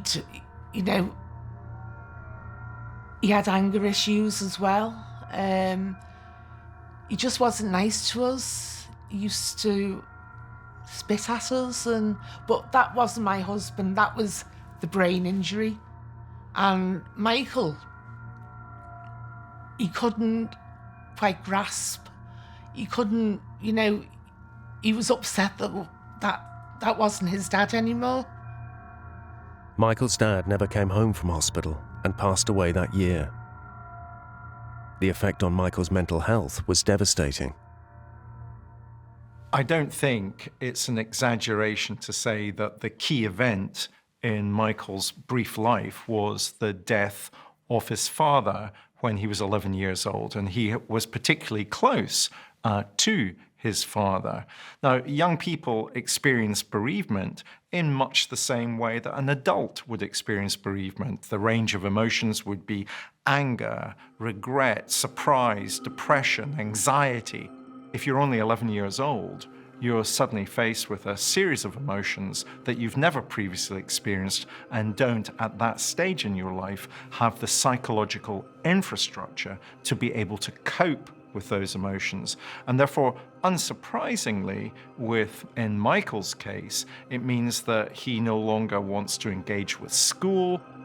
Michael became so disruptive in class, it was decided he should be excluded. Michael got excluded from school. And he ended up going to a pupil referral unit. He had educational needs. And he was quite happy going to the pupil referral unit. And he went every day, and then the next thing he starts going missing. I didn't know where he was. It was just getting all too much for me. He was under an educational psychologist, and he had a social worker. And to give me a break, they said they'd take him into a unit to give me a break, because I just didn't know where he was all the time. He was running away. Michael moved into a children's home near Moss Lane Park, but it wasn't a care home. Michael could come and go from here whenever he wanted, including going home to Mum. It was for children who had educational needs. Like, Michael could not cope with a lot of people, in crowds. I don't know what the other children, some of them had attention deficit disorder. That's what Michael was diagnosed with as well. But it started to work. He knuckled down and got on with his studies at the pupil referral unit. He made friends easily and was receiving counselling for his grief. But at the start of the new school year in September 1999, when Michael was 15, 2 new boys joined the pupil referral unit. Alan Bentley and Mark McKeefrey were among the most feared boys in their old school, Litherland High. So Bentley and McKeefrey were friends, and the 2 of them had been expelled from a mainstream school because they had beaten up another boy. That matter was never reported to the police, but because of that expulsion, they then would have been sent to this school in Formby, Poundfields, for children who've got difficulties, shall we say. We're dealing with 2 young men who were excluded from their mainstream school because they were the school bullies. So they're excluded because of their willingness to use violence or the threats of violence on their peer group. They were close friends. They had a relationship, and they knocked around together. They did a lot of things together, None of these boys involved had high levels of criminal records that people might think would be there immediately. They must be bad through and through. That wasn't there. It was a very bland picture of what these boys were before this event. It was a really strange inquiry from that point of view, because we all stereotype, we try not to, but we all generally do it in our day-to-day life, and probably the expectation in anticipation of a long list of offences on the police computer and this, it just wasn't there. The arrival of Bentley and McKeefrey would have deadly consequences for Michael. They were 16 years of age. I went out to work at 15. They knew exactly what they were doing at 16 years of age. They weren't children. Well, they're adults. They knew what they were doing. In September 1999, 15-year-old Michael Moss was attending a pupil referral unit called Pinefields, north of Liverpool. His mother couldn't have known that sending her son to this special school would lead him into the hands of a gang of sadistic, bloodthirsty bullies. I've never read a post-mortem record with so many significant injuries, all with the contributing factor that they led or were part of how Michael actually died in that field. I couldn't believe they were only 15 years of age. So I was just distraught over it, why would they do that to my son? 15-year-olds Alan Bentley and Mark McKeefrey were also sent to the pupil referral unit that term. At a common sense level, a pupil referral unit shouldn't really work, because that unit is going to house every disruptive child in the surrounding area. It's a recipe for disaster. However, that fails to acknowledge that pupil referral units are often incredibly successful. the staff-student ratio in a pupil referral unit would be much lower than the staff-student ratio in a mainstream school.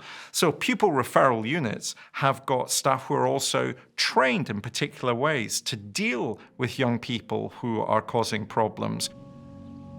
Bentley and McKeefery were sent to the unit because they were uncontrollable bullies. Bullies are people who like to inflict the maximum amount of psychological or physical damage on their peer group for a range of reasons. The range of reasons might be about gaining an income. They can threaten young people to give them money. It might be about establishing their identity, their place within the pecking order.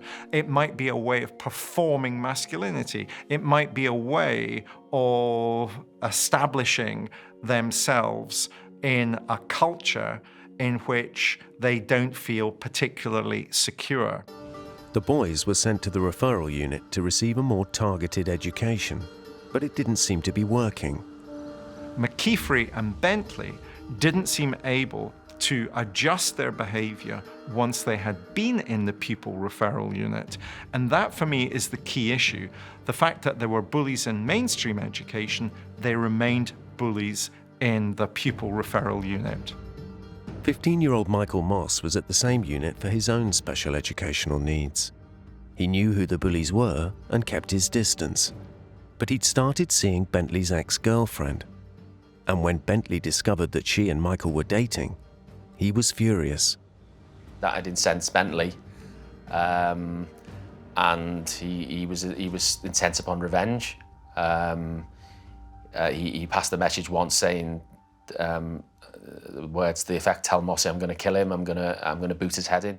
As a school bully, suddenly your childhood sweetheart leaving you to go to somebody else is a way of denigrating, of losing your self-esteem. He would have interpreted what happened very poorly. He would have seen this as an assault on his sense of self, as an assault on his identity.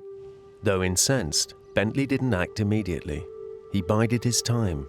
He waited for 4 weeks before Michael was eventually killed. And in between time, we've got this added dimension of a third young man entering into the pupil referral unit. That young man was another 15-year-old boy called Graham Neary, who'd been expelled for stealing. Neary had his own difficulties. He was also expelled from a school that was for a matter of dishonesty. The three of them seemed to become friends, and Michael didn't become friends as such, more knew of them. McKeefery and Bentley were known for violence, and so he was keen not to associate with them. Now Bentley had a new friend to impress with his masculinity. I think Bentley needed to show Neary he had to put up or shut up. He had to be seen to be acting on the sense of he's the gang leader, he's the number one, he's in charge. And it's Neary coming into the group that seems to me to be the incident that forces Bentley's hand. Bentley wanted to show Neary that he was the top dog, and on the 12th of November, he found his opportunity. It was his birthday, and he threw a party for his friends at his home, where the highlight of the evening was a screening of Quentin Tarantino's new film, Reservoir Dogs. So it gave rise to, I suppose, political debates about whether, teenagers should have access, underage children should have access to these kind of films, and the differing views on whether that should be the case. While they watched, the boys binged on vodka. Neary was so drunk he passed out. Bentley then hatched his plan. He got McKeefery to call Michael at his care home and use Michael's love of motorbikes as a lure. He gets a phone call around about 1 a.m, and the way they've lured him out is this bogus story that they've got a motorbike and they want to show him this motorbike, and him being young at the time, 15, and obviously 15-year-old boys are excited by the thought of motorbikes. It was too much of a temptation to come and have a look at this supposed motorbike. Michael took the bait. He didn't need permission to leave the home, but he did have to tell someone he was going out. So the staff there knew that Michael had left the centre after a phone call into the centre from Bentley and McKeithry. And they knew that he was going out, and they believed that he was going to be meeting with them. The staff at the children's home were aware that he was going out, and they pleaded with him not to go out. But you know, it's not a prison where he was staying. It was a children's home, and they were free to come and go. So effectively, they could advise him, we don't think this is a good idea, but you know, and he went, and you know, the rest is history, really. Michael met up with McKeithry and they walked into Moss Lane Park, but there was no motorbike to greet them, only Alan Bentley. Bentley's attack began with a headbutt, but soon escalated. After an initial beating, Michael was stripped naked. Stripping Michael is a way of demeaning him. It also has sexual undertones as well, and we shouldn't ignore the fact that the supposed cause of the attack on him was the fact that he had started to date Bentley's childhood sweetheart. So stripping Michael is a way of demeaning him within the group. Most of the kicks were aimed at Michael's head, but many targeted his groin.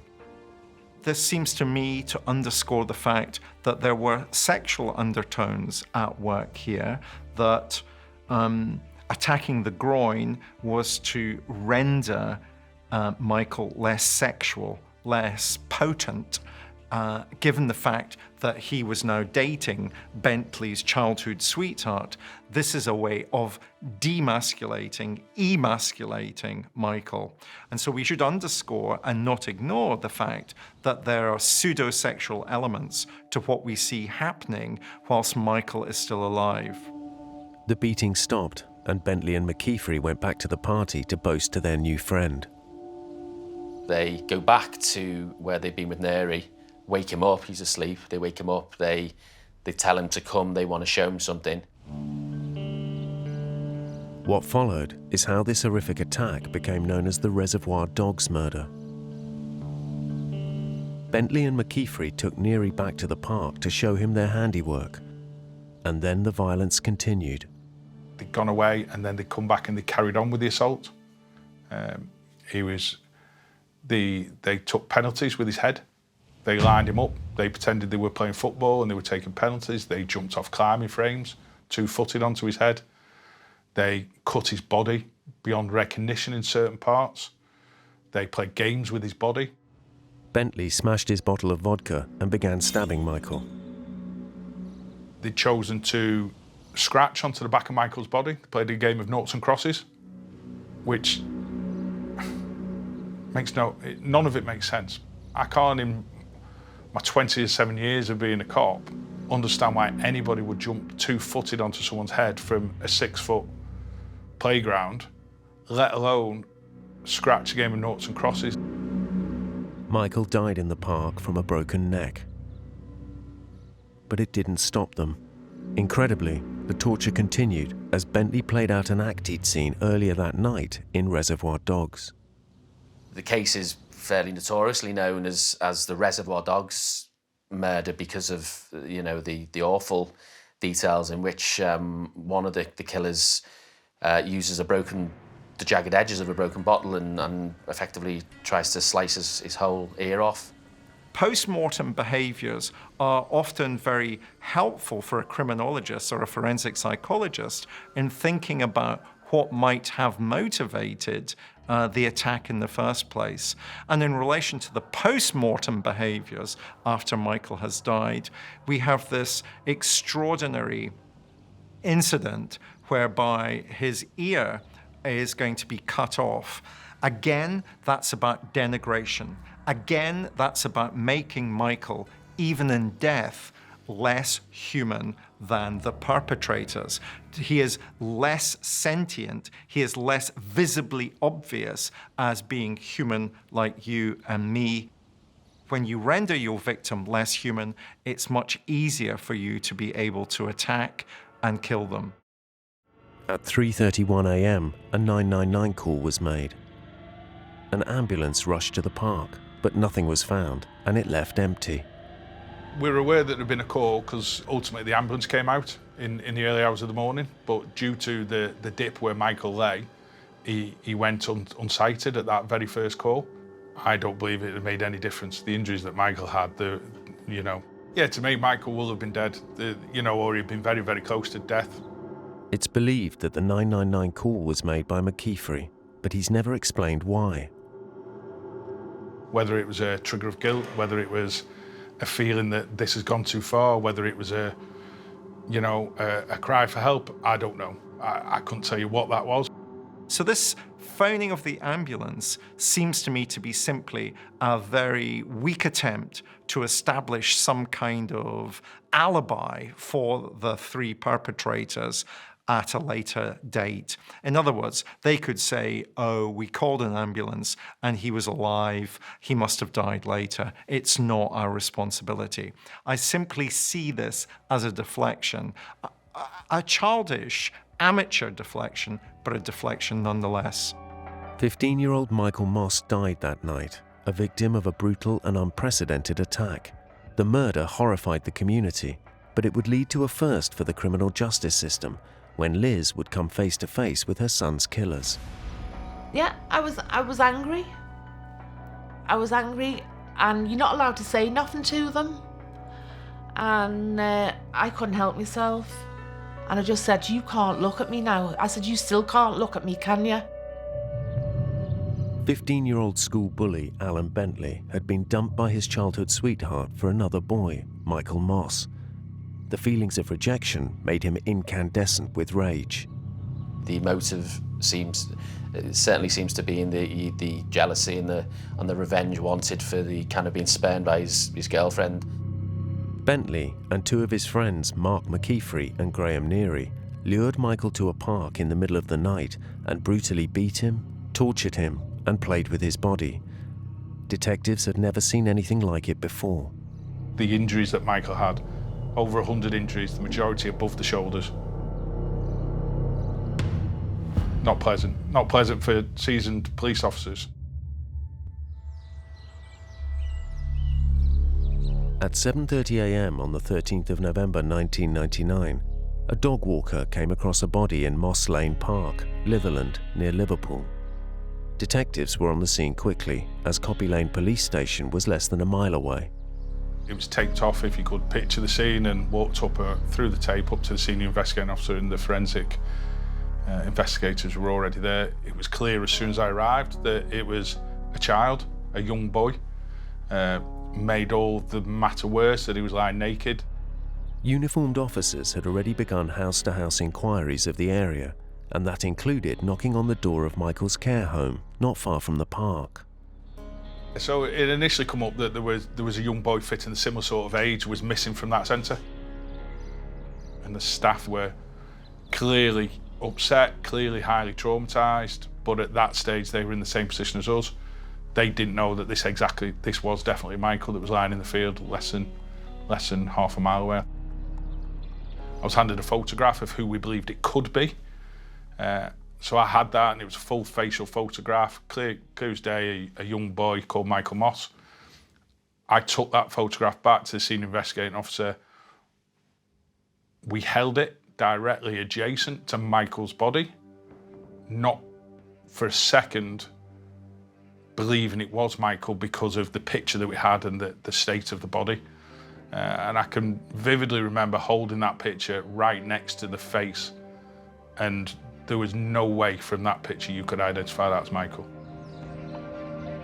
One of the staff was persuaded to identify the body and confirmed it to be 15-year-old Michael Moss. The police now needed to inform his mother.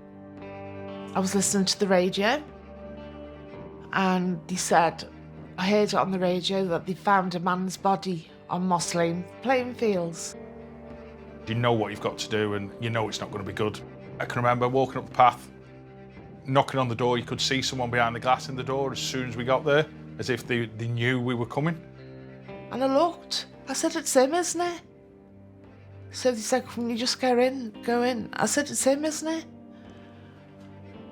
So I just went berserk. And she reacted in in a way that you probably expect. Just complete and utter anger, disbelief, didn't want to hear it. Did everything she could not to hear it from us, to the point where, you know, she'll probably smile about it now. I can probably smile a little bit, but throwing skirting boards out the front door, not letting us in that hallway. She did not want us to walk in that house to tell her that Michael was dead. I think anyone could close their eyes and imagine what that scene was like, imagine what it would be like if it was yourself and any member of your own family. It was complete and utter devastation. At the care home, staff told police about the threats Bentley had made towards Michael. We had names, so we now needed to identify where they lived, what the relationship was with Michael, why they would be in a position to lure Michael out to the assessment centre in the middle of the night. Very clear, it had come out already that there'd been Bentley was in an argument with Michael over a girlfriend. Michael had met a girl who Bentley had used to go out with, so all the elements were starting to piece together quite quickly. But before police could begin to try and hunt them down, they got a huge breakthrough. And then at that time, totally out of the blue, there's a message from the front desk at Copy Lane, and Neary's mum had brought him in, and they wanted to speak to the police about the murder of Michael Moss. Neary, racked with guilt over the killing of Michael, had caved in and told his mum. He named Bentley and McKeefrey, and they were soon rounded up. So they were all in separate police stations, and the process of the interviews and the building of the evidence case started there. While in custody, the boys' homes were searched. In Bentley's house, one chilling piece of evidence was discovered. And next to his bed in his bedroom, there was a comic strip that he'd drawn himself, and it depicted the process of the murder of Michael Moss. Bentley has never revealed whether he drew the pictures before or after he killed Michael. Did he draw it before? Did he reenact what he had already drawn and how he depicted he wanted to do with Michael? Did he draw it after as a reflection on what he'd done? If he had drawn those things prior to the murder taking place, that would imply something about his feeling of lack of agency, his need to be seen as being powerful and in control and in charge. I've worked with many violent young men who felt no self-esteem, but one of the ways that they could imagine themselves being more powerful was in their fantasy life. And in their fantasy life, they were killing people or stabbing people or being super gangsters. If these drawings came after the murder, then that's about a way of trying to process what it is that he's done, either because he's ashamed of what he's done or because he's trying to reveal that it was him that engaged in that behavior. I often say that guilty secrets find a way of making themselves public. And it's speculation, but if this drawing came after the murder, this is about Bentley trying to make public his guilty secret. Despite the discovery, only Neary was willing to admit the awful crime. Bentley and McKeefrey denied everything. It meant forensics teams had to provide some proof. We seized washing machines from the parents' houses, because even if something is washed, there's still an element that there may be a trace within that machine. So I can remember that. I remember washing machines getting trailered into the exhibits room. I recall, I seem to remember that there were fingerprints on some broken vodka bottles. They'd chosen to scratch onto the back of Michael's body. What we were unable to do by some unbelievable work, by the seizure of some of the exhibits, I remember there being a jumper, so it's soaking wet, it's sodden, it's been in the November morning for hours on end, and it's recovered. But that was subsequently treated and exhibited correctly, that it showed footprints. The footprints would be shown to come from Bentley and McKeefrey's trainers. While at Neary's house, police found a heavily blood-stained top and trainers that matched an imprint on Michael's groin. The forensic evidence as it carried on going just became extraordinary. It was clear what they had done. And then by not giving any sort of account, we just painted that picture and kept going and going and going until we had a clear account of exactly what happened on that night. Detectives had enough to charge the 3 boys with murder and broke the news to Michael's mum. So I just couldn't get my head around that boys that were friends with Michael could do that to one person at that age of 15. I couldn't believe they were only 15 years of age. So I was just distraught over it, you know. Why would they do that to my son? But that wasn't the end of Liz's ordeal. My son had 5 post-mortems. And that was devastating to us. All I wanted to do was lay my son to rest. And I couldn't. For 6 weeks. Because my son didn't belong to me. He belonged to the coroner. So you've got to manage expectations, you know, and it is a real fine balance, because to get people convicted, to deal with it properly, you've still got to treat Michael as an exhibit, but also Michael is a person, he's a son, he's a brother, you know, and Liz and her daughter's expectations are they want to comfort the son, but Michael's still an exhibit, but they're human beings, they want to do those natural things, and it's very, very difficult to find that balance. The trauma of losing her son had a devastating effect on Liz. You know, and the emotions. I never went out for 3 months. I couldn't go out because I was too scared, because people were looking at me. I was just too scared. I ended up under a psychiatrist. I've ended up being under a psychiatrist, suffering from post-traumatic stress, depression. You know, put on pills, put on tablets, just to get you by each day. It was a terrible, terrible time. Terrible time for all of us. And only as the weeks passed did Liz find out the truth about the horrific torture that Michael endured. I thought they are so sadistic what they'd done to my son. Evil. Just pure evil. Michael Moss's lifeless body was discovered at 7:30 a.m. on the 13th of November, 1999. You can't imagine, and I wouldn't expect anybody to imagine, but you can't underestimate the detail and the effect that it would have on somebody, the injuries that Michael had. Over 100 injuries, the majority above the shoulders. One of the killers, Graham Neary, couldn't deal with what he'd done, and racked with guilt, remorse and shame, he went home to his mother and confessed. So Neary started talking straight away. He wanted to tell us what had happened and who the main offenders were. The trial at Liverpool Crown Court began on the 9th of July 2000. Bentley and McKeefrey both had the same defence ready. At the trial, the killers tried to ludicrously claim that the attack came about because Michael had suggested that they attack him and that he would get some kind of compensation for his injuries, and then they would then share that amongst themselves. The story was dismissed by the jury, who were told the real motive for the murder. It was referred to by the judge in the case that it was a premeditated attack fueled by revenge. And there was much discussion on the effect of violent films on young teenage minds and whether it might have played a part in the murder. There is no criminological evidence to demonstrate a causal link between viewing violent movies and engaging in violent behaviours.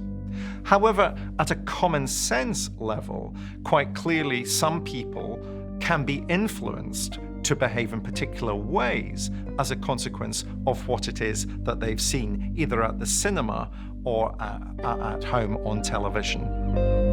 On the 26th of July, the jury found Bentley and McKeefrey unanimously guilty. Neary was found guilty by a 10-2 majority. There was quite a number of female members on the jury, maybe 5, and I think they were all in tears. McKeefrey and Bentley showed no emotion, which probably fits into what we've heard about their kind of mindset and how they were. Neary was visibly very upset, He hugged his mum. Bentley and McKeithry were detained for a minimum of 10 years, Neary for 9 years. And I thought that was too lenient for what they'd done to my son. But it was the courts of human rights, that's all they could give them, was a 10-year tariff because of their age. Despite her anger, Liz was now asked to play a role in the killer's rehabilitation. The government decided they want to give the victims more of a say in what was happening in the criminal justice system. So they requested that the probation service provide a service to victims of serious crime, and they called them victim liaison officers. After serving 2 years, Graham Neary appealed his sentence. Liz was asked to provide a victim impact statement, the first time this had ever happened. I was trying to keep them inside, so I was the first in the country to go before the parole board. And it's where I could go and give my view on them. I had a lot of respect for her. She had a lot of anger, a lot of sadness. Anger towards the people who had obviously murdered their son. Neary failed in his appeal, but 6 years later he came up for parole. Liz was asked to meet Neary and read another victim impact statement to him. He was 25 years old. So that was the first time that we'd gone into that sort of arena, and that was quite scary for her, as you can understand. I was anxious, but I'm used to going to prisons, so it wasn't too bad for me, but I wasn't used to going into a parole hearing as a victim liaison officer. No one knew what they were doing because it was the first one in the country. It was just daunting, really, because it was a big room and there was all people in there. And I didn't know who these people were. She took a picture of Michael, a framed photograph of Michael, and put it on the desk in front of her, so the panel could see him as she spoke about him and what had happened to him and how the family felt. And part of me thought, oh, is that the right thing to do? But it had an impact, I think. And she felt as she wanted to bring Michael alive for that, for the parole board, to see him that he was a human being, he was a person. It wasn't just someone we were mentioning here. And I think that helped her. Liz was not allowed to speak to Neary. She was only supposed to read her statement to him. I was angry. I was angry, and you're not allowed to say nothing to them.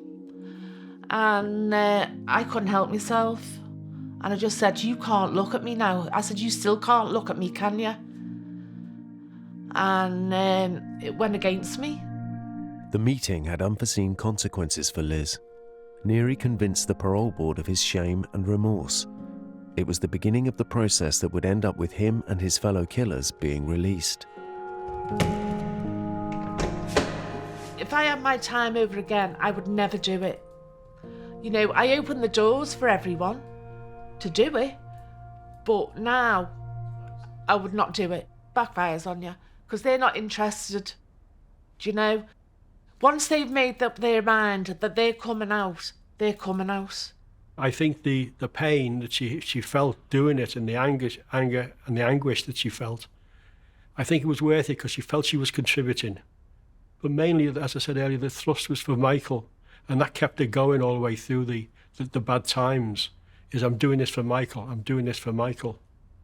He's not here, I'm doing it for Michael. By 2013, all 3 killers had been released from prison. There's some control over them for the rest of their lives. Until they Neary, Bentley and McKeithry die, they are subject to that life imprisonment sentence. And if their behaviour deteriorates, not necessarily committing acts of violence, but they can be recalled immediately to prison. I don't care what happens to them, they've got to meet their maker. And I will never see them because they're not allowed back on Merseyside. That's it. That's my point on it. Liz has no interest in the killers anymore, and only happy memories for her Michael. He's still that 15-year-old boy. Do you know? You know, my children have had their children, and you wonder if Michael... Well, I know Michael would have had children. He was good looking. He was a good looking boy. And, you know, I can't wait to be with him. You know, I hope I spend a few more years with my grandchildren, but I'll be at peace when I'm with him. That's when I'll get peace. But I hope he's at peace with his dad. They should be the most innocent members of society. But children can be capable of the most horrific, premeditated, and violent murders. I thought they are so sadistic what they'd done to my son. Evil. Just pure evil. What drives these children to kill strangers, their family, even their closest friends? I have completely blocked him out of my life. I've pretended like he has died along with Ellie. With access to police officers and their evidence, Charging a 16-year-old with murder is heartbreaking because they are children, they are kids. and the insight of a leading criminologist. When you render your victim less human, it's much easier for you to be able to attack and kill them. We ask if they're victims of their environment, or are they born evil? What sort of person can do that? We hear first-time testimony from the families of innocent victims. They're scumbags, through and through, and I hope they have a terrible time in jail, which they should, being child killers. As they reveal the devastating impact of losing a loved one. 20 minutes, that role it took her to go. And, yeah. And she died in my arms.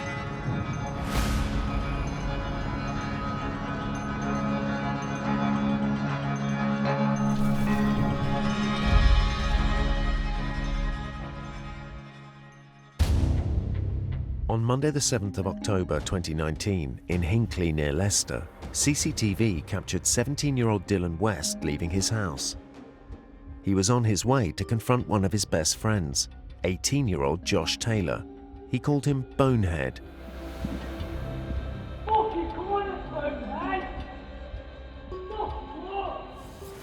I've seen it all, the videos, plenty of times, more than I've wanted to see it. I've heard his voice, the anger in his voice. I'm gonna fuck you up, Bonehead. Like most teenage boys, they often fall out. But tonight, this fight would end in tragedy. It was shocking when I learnt that a 17-year-old had been accused of such an awful crime on the streets of an ordinary town. It was about power, about being in charge, who was dominant in this relationship. A witness filmed the confrontation, and another saw everything from no more than 10 feet away. One of the lads just turned round and got his fist out, and he went like that, straight into the other one's chest. It wasn't just a punch, because in Dylan West's hand was a kitchen knife. It pierced Josh's heart, and he was dead in minutes. I can't forgive. He killed my best friend in cold blood. There is no way that I will ever forgive him. And the only way it can make this better is if you can bring Josh back. And nobody can, so it's never going to get any better. It's never going to get any better. Never. For the family, this tragedy is twice as sickening after the killer was acquitted of murder and sentenced to just 8 years for manslaughter. If it was an accident, like drugs or a car crash or he'd hurt himself, people would be able to come to terms with that and accept that. But because it was no accident, this was murder, and we all know that, he's got away with it. Josh Taylor was a popular and active teenager, much loved by his friends and adored by his little sister. Yeah, we were really close. I think that's what makes it harder, because it's only one sibling. It's such a special bond. So it's like your other half it's gone, it's missing. He was cheeky, just so cheeky, like smiling all the time. He was so nice, like one of the most caring people I've ever met, to be honest. I'm not saying that just because he's my brother, but he really was. Like when we were younger, he'd always watch out for me, always put his arms around me. Josh was born on the 3rd of March 2001. From a baby, he was the best baby, you know, you could wish for. He slept all through. Feeds brilliant. A bit fussy with his meals, but you know, as a baby, he was the best baby you could wish for. Never worried. We noticed how good he was when Lucy came along, you see, because she was a bit of a screamer. Lucy was just over a year younger than Josh. Because he's the only thing I had, like, apart from my mum and dad. He was just, like, more like my best mate as well. Like, I felt like he was always there. You know, even though I'm probably more spoiled than him, he'd always never see me without. So caring and kind, considerate, and he didn't have a bad bone in his body, honestly, he didn't. He was great. I couldn't wish for a better brother. Josh had a passion for anything on wheels. He'd always wanted to be a mechanic, so I think he could have made something of himself eventually, definitely. He wasn't dumb, he wasn't stupid, you know. Josh and Lucy grew up in a quiet Leicestershire village, but after their parents split up, they moved to the town of Hinckley to live with their mum. Hinckley is an ordinary town. It doesn't really have that many issues that I'm aware of. I cover the Crown Court for the whole of Leicestershire, and we don't get a lot of major cases from the Hinckley area. Occasionally we do, but it doesn't seem to be a major crime area. It's an ordinary town, and people just get on with their everyday lives there. It used to be a hosiery market town, and quite an unremarkable town, really. It's not a crime hotspot. Josh had never enjoyed school, and moving to a new one only made matters worse. We both moved to the JCC school in Hinckley. I don't think we liked it very well, because we were just chucked in, and it's like a big college, you know, and he didn't really like it, so he left school just after he did his GCSEs. He didn't really like to go, so he used to skive off a lot.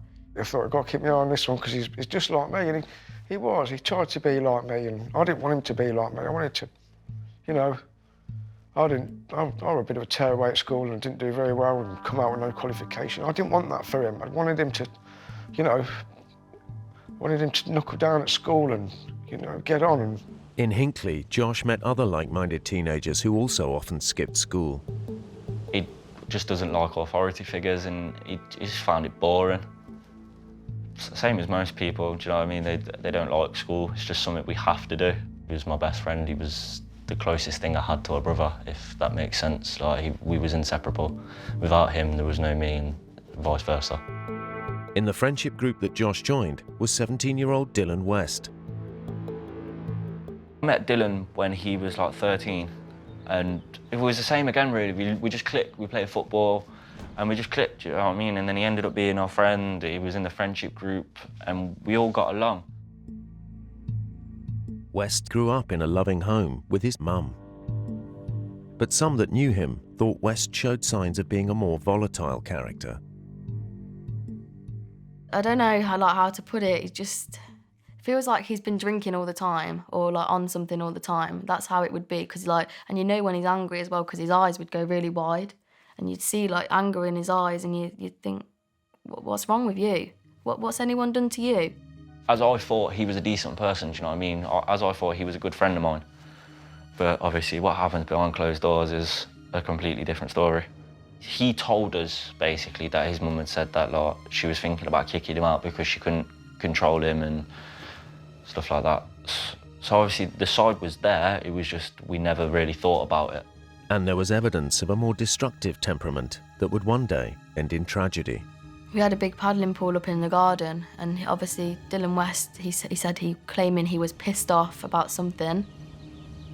They've come into the garden through my back gate. My brother's walked into the kitchen with his other friend, and all of a sudden we can hear, my mum and Josh can hear water rushing everywhere, and my mum's looked out the window and seen a burn mark in the paddling pool.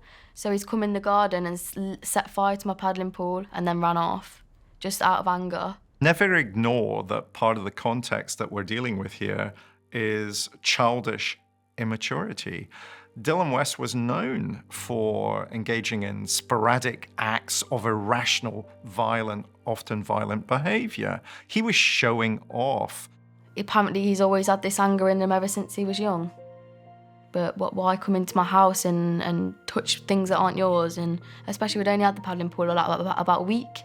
You know, it was just a bit, you know, you can tell you're not quite wired up right if you're doing something like that. Young men perform masculinity in ways that are often incredibly unhelpful and incredibly violent. And that's what comes with maturity, a way of being masculine without resorting to violence. There was also volatility between Josh and Dylan West. I think Josh felt a little bit intimidated by him sometimes, you know. But then again, Dylan was jealous of Josh. You know, Josh got the girls. You know, he was upper body strength, like I say. He was strong. You know, he could do things that he couldn't. But I think Josh saw him as a bit of a nutter. I think he knew he was a bit of a nutter, you know. But not dangerous enough that he's going to do something like that. So, you know, he thought he was mate. Teenage kicks for Josh and West's group of friends usually involved drinking and making mischief. So we had nowhere to go, really, so just get pissed in the park, cause trouble, as normal teenagers do. Like smash bottles and like be loud and stuff like that. Like cause disturbances, like walking down the street or something, being loud, tipping bins over, and yeah, just stupid shit. Drugs also featured heavily with the group. There were no angels. I can tell you Josh was no angel at all, you know. They'd do drugs, you know. I wouldn't say it was anything really, really bad, high drugs. I know they'd smoke weed and, you know, have beers down there and probably have a bit of cocaine if that's what they did on a weekend. They were all close, though. In October 2019, an apparently normal night of drinking and drug-taking would end in tragedy. The tragedy is that young men who fall out with each other need to save face. And some immature young men, or young men who are not thinking rationally, try to save face by attacking the person who they believe has disrespected them. And because of a stupid argument, I left him. And that I will always hold myself sort of responsible for what happened that night because I left him. Dylan did not like to be wrong. He didn't like to be proved wrong. He didn't like being told what to do, you know, and that's how it happened that night. In 2017, 16-year-old Josh Taylor moved to Hinckley, Leicestershire. He was a popular teenager, but one of the boys in his friendship group, called Dylan West, hid a temper that would one day boil over, and Josh would pay with his life. Josh's life feels like he's had that for nothing, and he's lived to the age of, 18? He's still a baby. He's only just beginning his life is, you know, and it's just been snatched away from him. To this group of lads, the 6th of October 2019 was just like any other. I'd message Josh in the morning, like, "Sound bro, I'm coming down, get the kettle on." And yeah, not every single day that I wasn't at work, we'd be sat here having a cup of tea in the morning. I'd wait for Josh to have a shower, and we'd go out, go and meet Dylan, go and meet Kieran, and go to the park through the day, go play football. And then I went home to go and get food and a shower. And then I didn't go back out until like 10 o'clock that night. And then Josh messaged me saying, "I'll come out, we've got a bottle."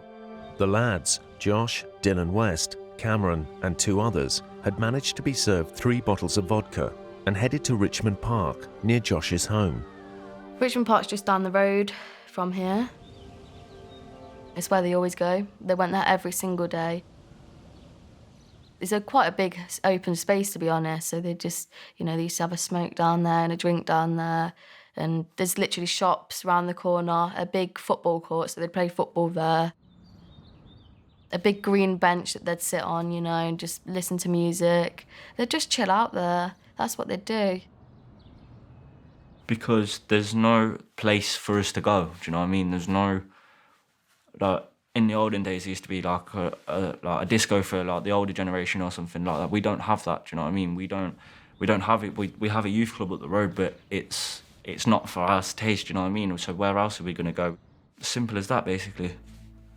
We go and get drunk because we have nothing better to do with our time. So just like every other day, the lads headed to the park with bottles of vodka, but on this day, things would turn out differently. Lucy was with them for the first part of the evening. They've got a bottle of vodka, a bottle of lemonade, cups. So we've gone around the park, round the corner. We've sat there listening to music for a bit, everything's fine. So by the time we've left there must have been a drip left in the bottle. I said, it started spitting, it's got to be about 10:30 now. I said, come on Josh, you can walk me home now because it's only round the corner. So they've all walked me home up here to the end of my road. He says, all right Josh, love you, I'll see you later. And he said, love you, bye-bye. But 10 minutes later, Josh came back home. So he's come in and chucked his jumper in the washing machine. And then he's obviously gone into the drawer and got the smallest knife out of the collection to give to them to slashing tyres, because that's what they were doing. So that's why Josh had a knife in the first place, because they were slashing tyres. West was already carrying a knife, but now Josh also had one, a fact that would have devastating consequences. As he rejoined the group, Dylan West's violent side came to the surface. And then we were walking back up to the park, and then Dylan has put a knife straight through the tyre of a car. And then I live like near where he did it, so obviously I started going mad at him, saying, "Why are you doing that, bro? Like, I've got to live on the street. I've got to walk up and down the street every day." Just trying to make us laugh and trying to show off and trying to be something he ain't, really, as most people are when they're drunk. But in my eyes, that's an idiotic move. Do you know what I mean? That's a very stupid thing to do. Like, you have to walk up and down the street as well to go to Josh's, to go to the park. Do you know what I mean? So it's just stupid in my eyes. Cameron confronted West, and we've squared up. And I had my fist clenched. He had his fist clenched. We stepped in front of us and said, "Cam, go home. It's not worth it. He's drunk. Just go home." So I did. Cameron took Josh's advice and went home. My last words to Dylan was that you're a prick for doing what you did, and I'm angry with you. Just leave me alone. And then I turned my back and walked home. The rest of the group reached the park benches and continued to drink. I know that 3 bottles had been purchased that evening. They had consumed a vast amount, and they were larking about. The atmosphere was perfectly okay. Things took a sinister turn, however. At some stage, Dylan West had borrowed Josh's Bluetooth speaker, and then Josh asked for it back, which appeared, according to the witnesses, to annoy Dylan West a bit. And he either threw it down or threw it towards him, and as a result, that was broken. Now, it might seem very insignificant, but this was the key turning point in the events that evening. Josh was furious. Josh erupted angrily because his beloved speaker had been broken. Dylan appeared angry and stormed off. Josh went after him and a scuffle took place. And at one point, Josh was on top of Dylan West and one of the other boys pulled him away, and that should have been the end of the matter. West ran off towards this alleyway that led to a local supermarket near his home. Josh and the others chased him to the supermarket car park, where West climbed up onto the roof of the petrol station. Do you want to call the fire engine, boy? Oh shit, Dylan! Oh my God, Dylan! And at that point, something strange happened because Josh produced a small penknife or a small knife and said something about, "Let's get him." And one of the boys told him, "Don't be stupid, put that away." West jumped and ran off. As he fell, he tore his jacket. Josh and the others sprinted after him, but West made it safely to his home just a few hundred meters away. So Dylan went back home and he was there for under 2 minutes. And he armed himself with 2 knives, a small one and a large one. and went back outside. When West left his house, he was caught on camera. Before moving on, he stopped and adjusted his clothing. But police believed he was doing something far more sinister. Dylan ducked down or was putting one of the knives, the smaller knife, in his sock at that point. A further camera in the street then captured West as he continued. And then other footage catches him storming down the street, shouting really loudly. All the neighbours will have been woken up by this. And he was shouting, "Come on, bonehead!"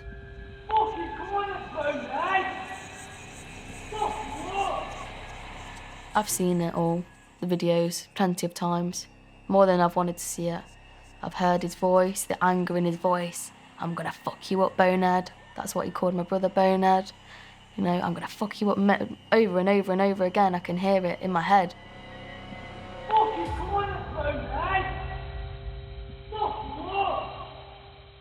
Even when I close my eyes at night, I can hear it. I know he meant it. He was out for blood that night, and that's what he got. West caught up with Josh and the two other friends at the end of his road.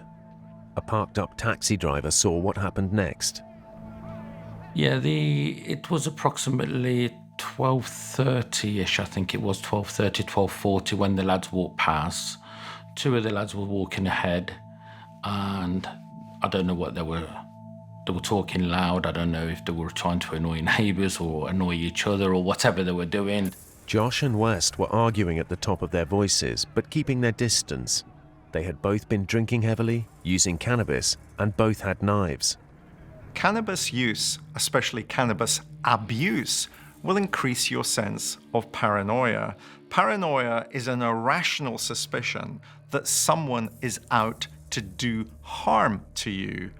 And again, therefore, we can think about how paranoid the group dynamic became when people are fighting with one another, when people are using violence to try and reestablish a sense of identity, a personal identity within a group dynamic. That paranoia is overladen in all the dynamics that we see that would lead to Josh losing his life. The argument alerted others on the street, and an off-duty police officer started recording the scuffle on his phone. What happened next would wreck a family, send shockwaves throughout the community, and cause massive controversy in court. No, I've never seen anything like that before, but it's common sense when somebody's on the floor and he's not moving and there's no blood pumping out when you're trying to pump his heart, then, you know, it's not good news. I wish I was there, because I would have just told him that how many people love him and that he's still loved. In October 2019, 18-year-old Josh Taylor from Hinckley, Leicestershire, was out drinking with his mates late into the night. One of the group, 17-year-old Dylan West, was known for sporadic violent outbursts.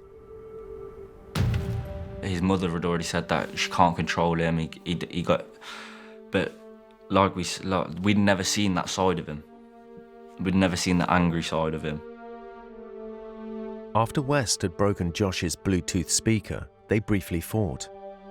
Then West ran home and armed himself with 2 kitchen knives. Of course, friendships break down. Inevitably, over time, you fall out with your best friend. But your best friend is someone with whom you share more intense moments of joy and pleasure. It's the person you seek out to share an experience with. And of course, if that falls apart, this is also the person you want to do the greatest amount of damage to, because you've opened up to them in the past. They know secrets that you might never have wanted to share with anyone else. And so don't ignore the intensity of the relationship that's going on here. And don't ignore the fact that when young men fall out with each other and try to regain a sense of face, they might resort, in extreme circumstances, to killing one another. As Josh and 2 other friends walked towards Dylan West's house, they met him coming the other way. Dylan and Josh were on opposite sides of the road, shouting at each other. They'd already passed a taxi driver, parked up waiting for his next fare. Now they came back. They're all walking towards me again. And one of the lads was walking one side of the road, the other lad was walking on the other side of the road. But as they were getting closer and closer to me, they were sort of veering in onto me. Josh and Dylan got closer and closer. I was just minding my own business there, sitting there, waiting for the phone. And then as they come towards me, it just come to my mind, I can't turn around. There's not enough room here to turn around. So I stayed there. And then all I've seen was one of the lads, his right fist come round and punched the other lad straight in the chest. So as they come in front of the car, and as they veered in front of the car and they stood there, one of the lads just turned round and got his fist out, and he went like that, straight into the other one's chest. And that's all I saw. A few doors down, an off-duty police officer had been recording the unruly teenagers on his mobile phone. So the police officer couldn't have realised what he was filming or about to film from his mobile phone. That was the moment that Dylan West stabbed Joshua in the heart. It was one single blow. At this point, Joshua said, "What the fuck, bruv?" before he collapsed and fell to the floor. And Dylan West left his great mate bleeding to death in the road.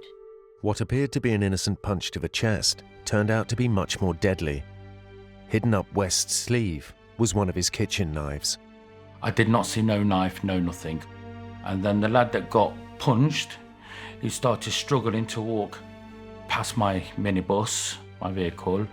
And as I was looking at him through the driver's side mirror, I just turned around and started looking. It was walking and walking and walking, and as it was walking, you could see him going out of breath. And then all of a sudden, he just fell flat on his face behind the bus. West ran. Josh's other friends froze.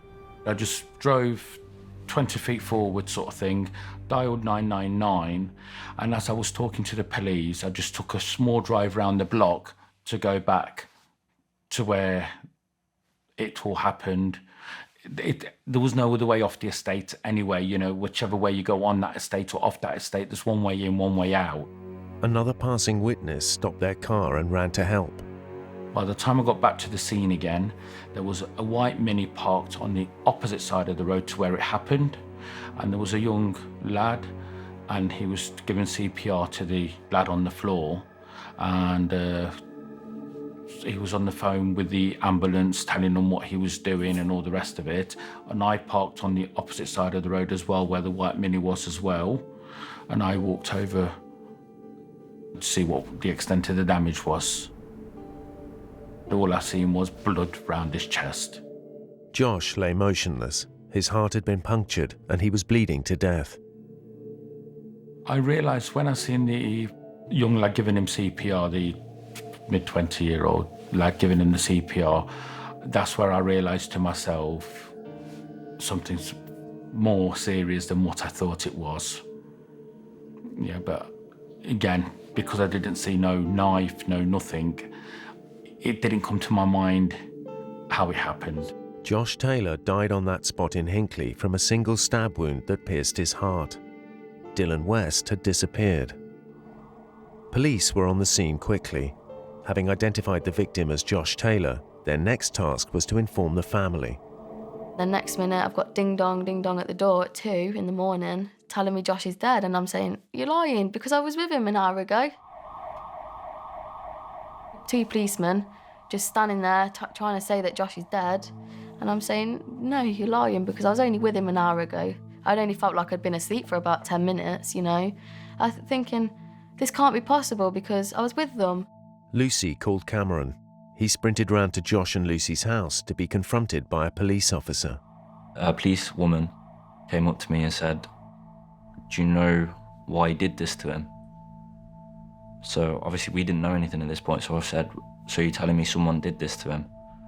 And she said, I'm not allowed to tell you. I was like, well, you practically have. So I've come straight through the front door and I had to look everyone in their eyes and tell them that someone did this to Josh. And honestly, it was the hardest moment of my life, having to look his mum in the eyes and tell her that someone had murdered her son. And it was horrible. I will never, ever, ever forget that moment.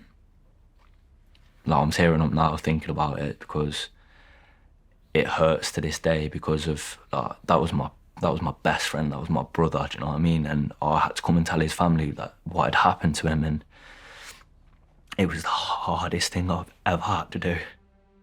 And I felt like I just wasn't a person anymore, you know, like I felt like a part of me had died, had gone, it was missing. And it was worse because I didn't know where Josh was. I didn't know where they'd taken him. You don't think anything's going to be ever that bad, you know. You don't. Even though you hear the words, you'd never believe it. You'd never believe it. I just still don't believe it now. Police were hunting for Dylan West. He'd run back to his home, seen and heard by many witnesses on his estate. He washed the knife. I think his mum already knew about this as well. He washed the knife, didn't wash all the blood off, obviously. Went down his garden, jumped over his back fence, down the alleyway at the back, and someone was watching from their top window the whole time of him shoving it underneath a car. The police would recover that knife, and it took them only 10 minutes to find West back at his house where he was arrested. He denied murder and continued to deny it all the way to court. I've got a daughter to think of, so I can't leave her, because, you know, when her mum and dad are gone, when I'm gone and Tara's gone, she's not got a brother now to share that with, you know? That's all been stolen away from her, you know? It's ruined my daughter's life, it's destroyed us, it's destroyed our family, it's destroyed my mum and dad. I couldn't sit into that courtroom when he was on the stand because I couldn't trust myself. I'm not getting up and strangling him to death or poking his eyes out, because that's what I would have done. In the early hours of Monday the 7th of October 2019, 18-year-old Josh Taylor from Hinckley near Leicester died of a single stab wound to the heart. Josh's killer was one of his best friends, 17-year-old Dylan West. Within minutes of the attack, he was arrested at home and charged with murder. The next morning, he appeared in court. I first saw Dylan West when he entered his plea at the Crown Court. The first impressions were he just looked like an ordinary young boy, really, and what on earth was he doing in this situation? It didn't make sense for someone who looked like an ordinary kid facing such a major charge, because he was originally charged with murder and he pleaded not guilty to that. The trial date was set for March 2020. Josh's sister had the task of identifying her brother's body. Yeah, it was, I'd say, the hardest thing I've ever done in my life. All I wanted to do really was just hold his hand, and I couldn't even do that because second autopsy was on his hands, so we had to wear thick gloves. It was a mess. It was disgusting. He made a mess of him, big time. Yeah, it was not nice to see, but I'm glad I did. No dad wants to see the son dead, do they? Just knowing about it, it's bad enough, you know. Just knowing, and every day you wake up and it's there. Every day you know he's gone. You know he's gone, and you just think, what's the point? What is the point anymore, you know? It was my purpose in life, you know, both of them are. And half of it's gone. And Lucy would have to bury her brother. Horrendous. Horrendous, it was horrible, especially because I had to do it all on my own as well, because my mum, she was in bits, so she couldn't deal with that.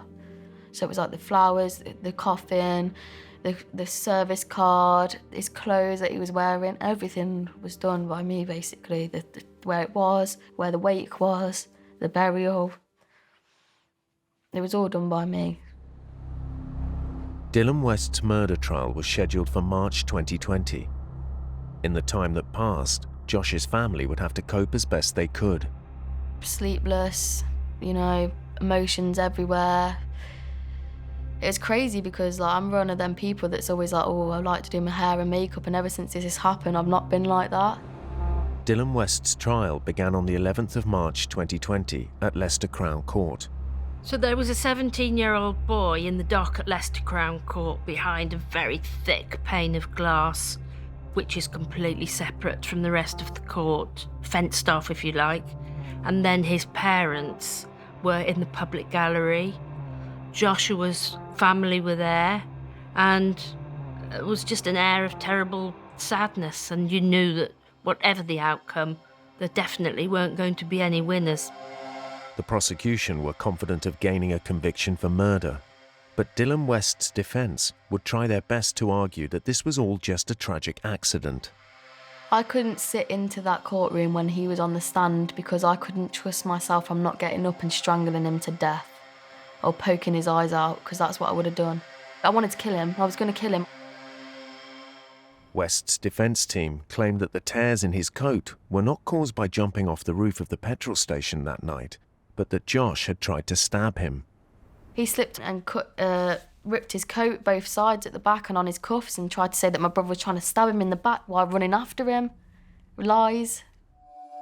They told the jury that West was in fear of his life and that he had come back out of his house to smoke a joint and chill out. But he'd armed himself with 2 kitchen knives and was seen by witnesses charging down his street, screaming at the top of his voice. For Dylan to say he was a scared man, just taking some knives in order to protect himself if he was to encounter an enraged Josh, it didn't make sense. It didn't support the defence case when you could see him charging down the street, shouting his head off, shouting, "Come on, bonehead." He was challenging him to a fight. Nothing could have been clearer. The defence also claimed that Josh had run onto West's knife and the stabbing was in self-defence, a claim disputed by a key witness. Nobody ran to each other, no. They just walked, normal walking, shouting whatever they were shouting to each other. And then when they got close to each other, all that happened was one punch. The way the lad punched his friend, it was meant to be. It was so hard that it was meant to be. I don't think it was an accidental punch, because it was so hard that even me sitting in the vehicle, I felt it. Dylan said that Josh appeared from around the corner and ran at him. He claimed that Josh was armed, and in fear of his safety, he had a fight or flight moment, and he just hit out whilst holding the knife in his hand. He never raised that knife to Dylan. He never touched Dylan with that knife. I think he believes his own lies. I do. I think he believes that Josh ran into that knife and he didn't. I've seen it for myself. You know, I don't know if he does believe his own lies, or he's tripping up on his lies, or he's just trying to make more lies, but everything he said on that stand was not true.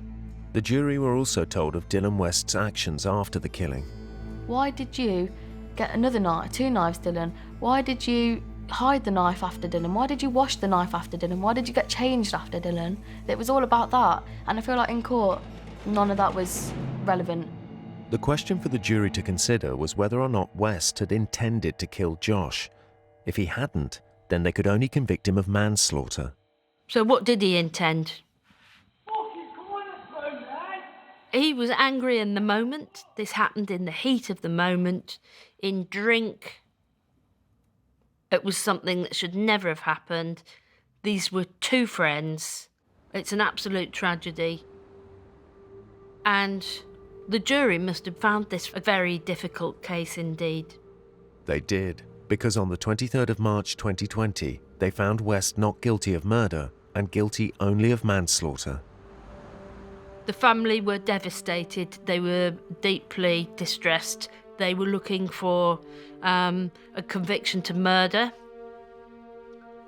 But as far as the jury were concerned, the evidence didn't stack up. The Crown prosecutors were even shocked by the verdict. They were gobsmacked. They were absolutely gobsmacked. And they said, I don't know what they're looking at. I don't know what the jury's looking at. She says, I really don't know what they're looking at, but it's obviously not what we're seeing.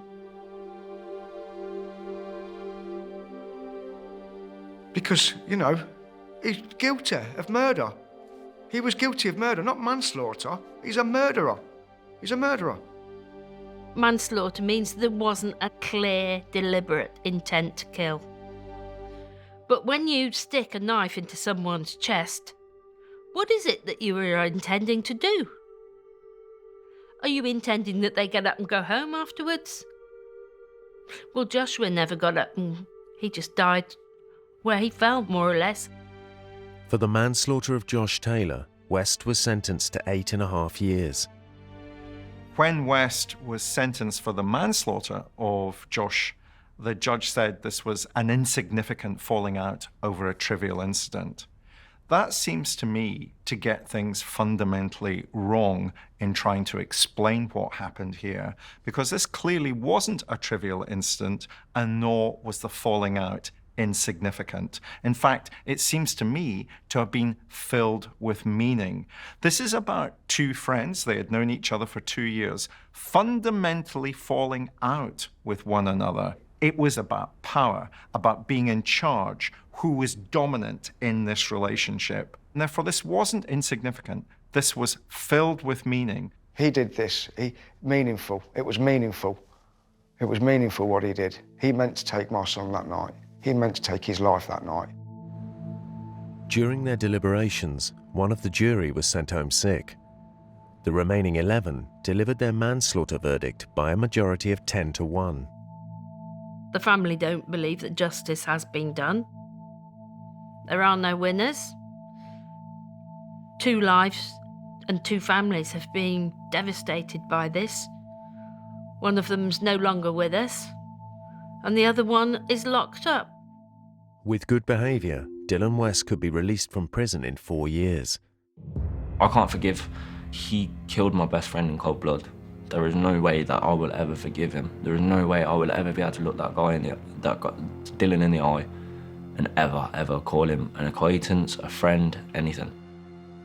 But he meant it. There's 100% he meant it. There's no forgiveness. There never will be, not there. He's my only son. He's my only son. And he's took him away. Lucy tends her brother's grave every day. When I'm 40 years old, I'm always going to look and see my brother as an 18-year-old boy. And that scares me, growing up without him, and one day I'm going to lose my mum and dad and having to go through that on my own. It really does scare me. And I know he wouldn't want that for me either. You know, I'm going to remember him as he was, as a kid, for the rest of my life. You know, I'm never going to hear his voice change. I'm never going to see him change. I'm never see him grow up to be a man. He's never going to give me grandkids, you know. I just miss him every day. I just miss him so much. It's horrible. The house feels dead without him. Yeah, it's not nice at all. When I think about him, I just feel sorry for him that he had to go through that alone, because he didn't deserve that.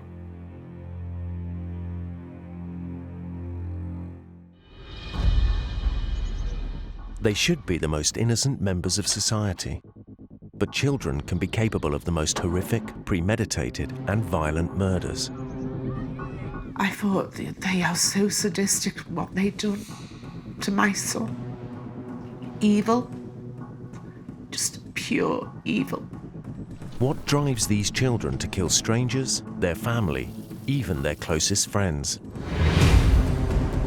I have completely blocked him out of my life. I've pretended like he has died along with Ellie. With access to police officers and their evidence. Charging a 16-year-old with murder is heartbreaking because they are children, they are kids. And the insight of a leading criminologist. When you render your victim less human, it's much easier for you to be able to attack and kill them. We ask if they're victims of their environment, or are they born evil?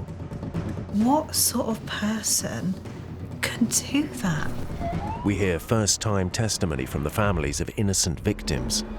They're scumbags, through and through, and I hope they have a terrible time in jail, which they should, being child killers. as they reveal the devastating impact of losing a loved one.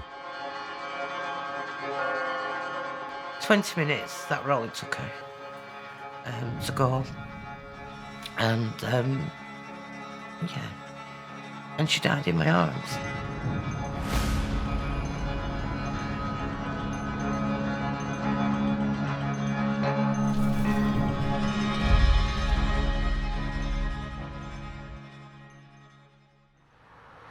In the early hours of the 11th of August 2007, Lancashire Ambulance Service received an emergency call.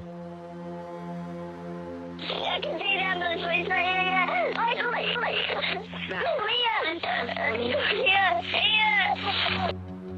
The girl who dialed 999 was risking her life because she was witnessing her own friends beat, kick, and stamp on two innocent victims.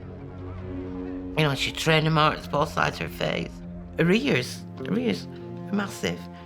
They were black and yellow and running with pus. And they'd obviously ripped a big chunk of her head out.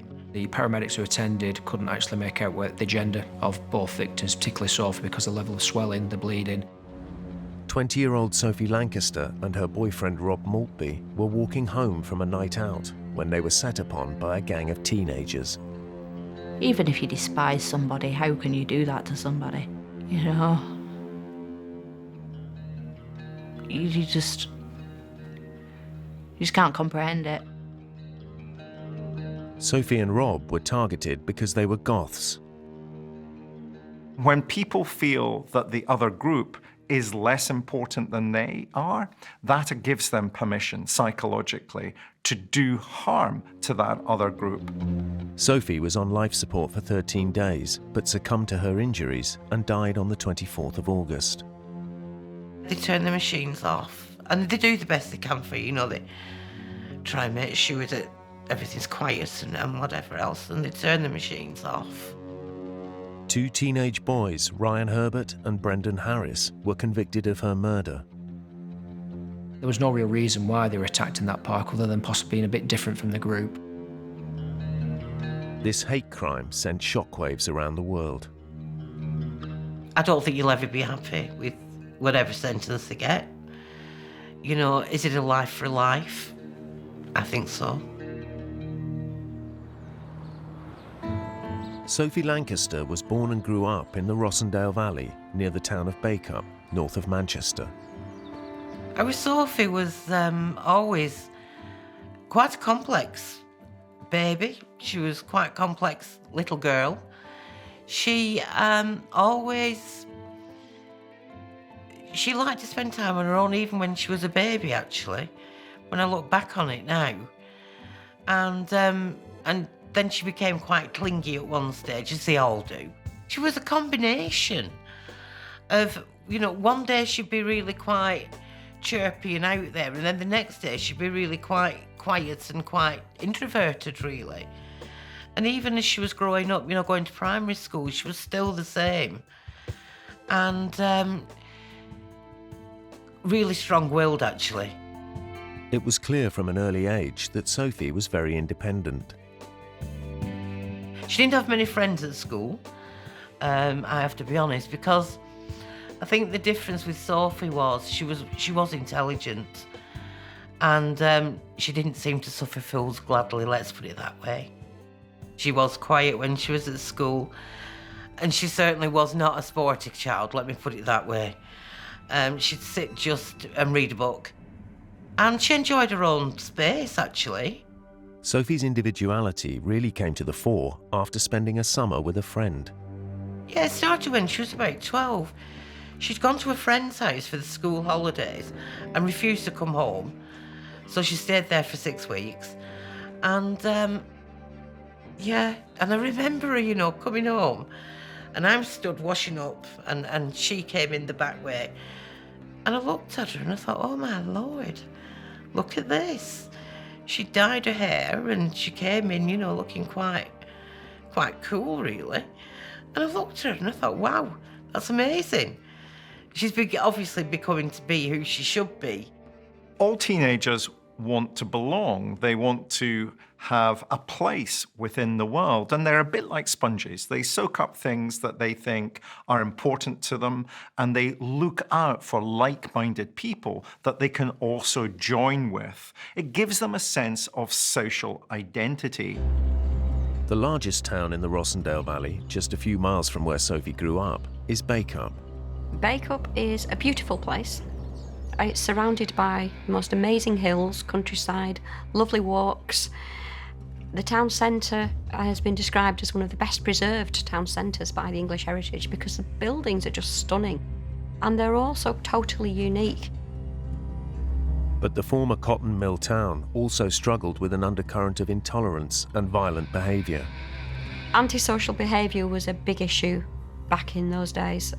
It would be top of the agenda for people complaining about problems happening not just in the town centre but out in the park as well. The remnants would be seen the day after with the empty bottles and the cans and the litter strewn everywhere. As a local journalist, you would see the same names cropping up time after time. Two names that would regularly appear were 15-year-olds Ryan Herbert and Brendan Harris. Ryan Herbert was very well known to the police. He was known for antisocial behaviour and some low-level criminality. Brendan Harris, very similar. Herbert was known as, police described him as a local menace. I knew that he had been in trouble before, and he was involved in antisocial behaviour, and from friends I knew that as a child in primary and in secondary school, he was a bit of a troublemaker, and he would be a bully. He'd pick on younger kids who didn't have siblings, so no one to stand up for them. Harris lived with his mum and his brother. I've subsequently been told that he would be taken to the pub with his mum and brother, young and older brother, and when from quite a young age at the local youth clubs. I know he certainly was quite aggressive, he could get into fights. By August 2007, police were aware of 3 separate incidents of battery, actual bodily harm, and threatening behaviour by Herbert. The most recent of these assaults also included Harris.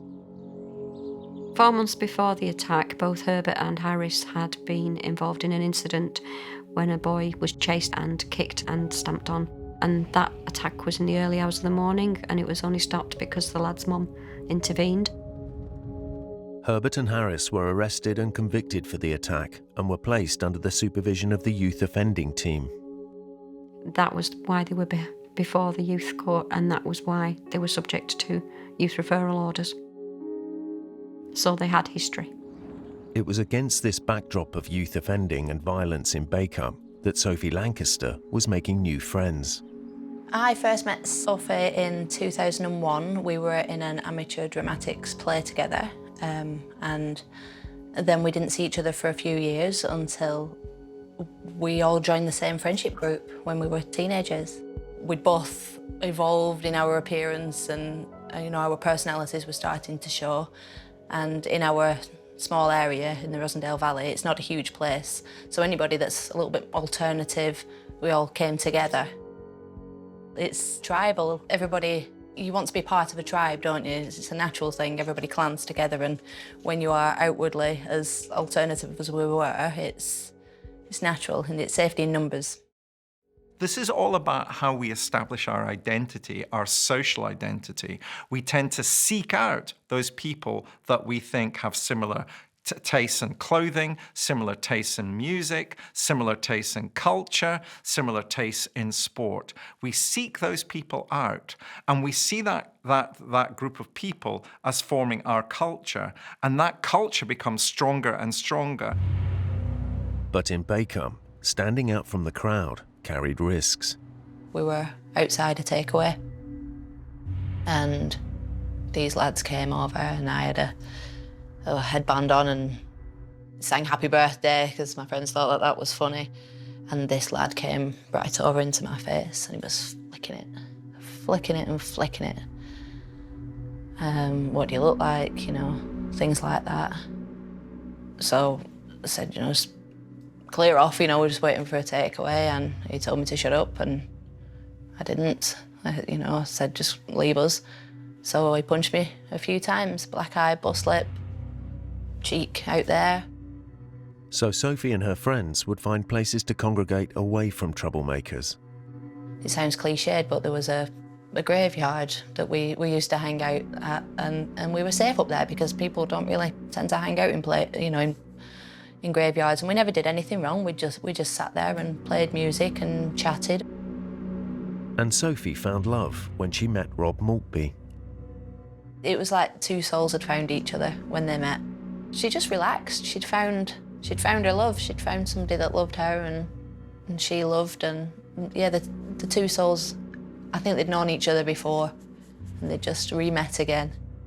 By now, Sophie was also considering her future.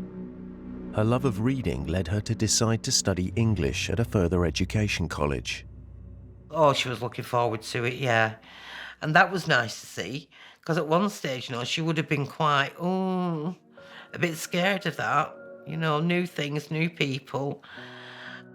But no, it was nice to see that actually she was up for it and she was ready to embrace it, actually. So that was good. After completing her A-levels, Sophie decided to move in with Rob. Started to live together in Bacup, not far from here. I think she would then have been 18, 19. I think so. And then they moved in a small flat together. But on the 11th of August 2007, the couple's hopes, dreams and lives would be shattered, leaving Sophie's mum to face a tragic decision. I think by the end of it, we were asking them to turn the machines off. Please turn them off. She would have hated this. In 2007, 20-year-old Sophie Lancaster had moved in with her boyfriend Rob in the Lancashire town of Bacup.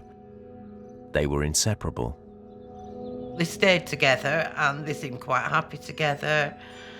And, they'd come to me every weekend and they were quite chirpy together. So I think they had arguments. And I think our Sophie, in fairness, wore the pants in that relationship. Let's put it that way. By the summer of 2007, Sophie was on a gap year planning to start a degree in English, a subject she was deeply passionate about. I don't think people quite understand. When I say she read a lot, she read a lot. And one day, she's walking down the road and walks into a lamppost and gives herself a black eye because she's reading. And she's walking down the road. Seriously, that was her. That was just who she was. That's just what she did. And she just spent a lot of time reading. On a fateful Friday night, the couple were socialising with friends. So on Friday, the 10th of August, Sophie and Robert had gone to a friend's house just on the outskirts of Bacup. So they'd recently moved into a flat in Bacup town centre. They went to a friend's house drinking. They weren't particularly drunk, but they'd had a few drinks and left sometime after 11 o'clock. It was roughly a 2-mile walk back home to their flat in Bacup town centre.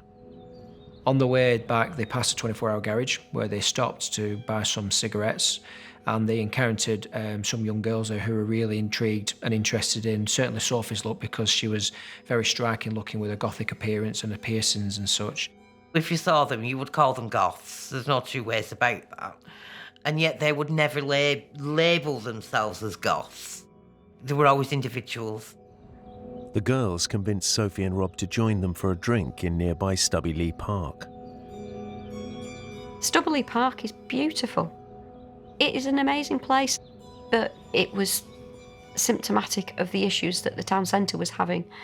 And of course it was a good place to congregate in the park. You were away from public view to a degree. It was quiet. You could get up to whatever you wanted to. Nobody really disturbed you.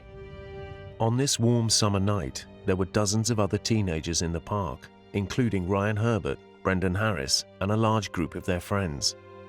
They had consumed an awful lot of alcohol, and they'd also had sex in the park, so they were fueled up, and testosterone, and apparently Herbert on alcohol was not a good mix, from what I've been told.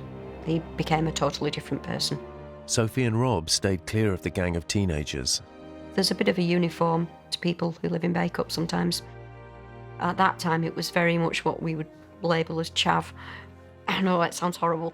But it was tracky bottoms, it was trainers, it was tracksuits. I live in a multicultural city. I live in an environment where I'm going to encounter people of different colors, people of different faiths, people of different sexualities. It's one of the joys of living in a multicultural society that we'll meet people who are not like ourselves.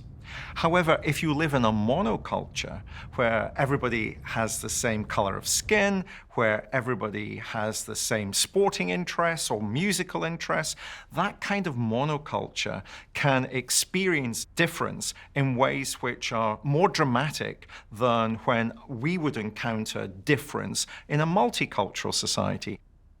And that's what I think is also underlying what happens to Sophie and her boyfriend of the time, that they live in a monocultural society that does not have the infrastructure and history of being able to cope with diversity and difference. Unfortunately, when Sophie and Rob walked into the park, they soon attracted the attention of Herbert, Harris, and the rest of the group. A lot of the witnesses talk about it being a really good atmosphere, really friendly atmosphere, people genuinely being intrigued by Sophie and Rob's appearance. But then things turned sinister when a member of the group stepped forward, probably being goaded by another group member, and started to punch Rob. A gang of boys led by Ryan Herbert attacked Sophie's boyfriend. He was beaten and kicked to the floor. The only way you can explain the level of violence is to understand that there was an audience to this violence. If there are lots of people viewing the violence, that tends to encourage more violence than you would see if an audience wasn't present. In other words, if you kick once, somebody will shout, "Do it again." It will escalate very quickly because the norms of the group permit more violence to be used than is necessary in terms of subduing the victim, of attacking the victim. The gang stopped kicking Rob and retreated, leaving Sophie trying to help him. And it's a strange one, that, because you think, oh my God, how brave was she? But why the hell didn't she run? And even to this day, I often think about that. Why didn't she run? Because the gang returned. Sophie didn't see them sprinting back towards her, and she was unaware as one of them jumped into the air and drop-kicked her in the back. The beating she would now receive from Herbert and Harris was unimaginable. The other context is othering. The violence that you see in this is because the group that attacked Sophie and her boyfriend have othered them. They are seen, in other words, by the group that's doing the attacking as being less than human than the group who's attacking. And therefore that gives them permission to continue the attack in ways that absolves them of any responsibility for the violence that they are using. The individual involved used extreme violence, and anybody who witnessed that, one, would have been traumatised, I think, and frightened, and secondly, probably very frightened about saying anything against those individuals for fear of reprisals. But as the attack continued, one member of the gang found the courage to get help and dialed 999. I can see the ambulance, please.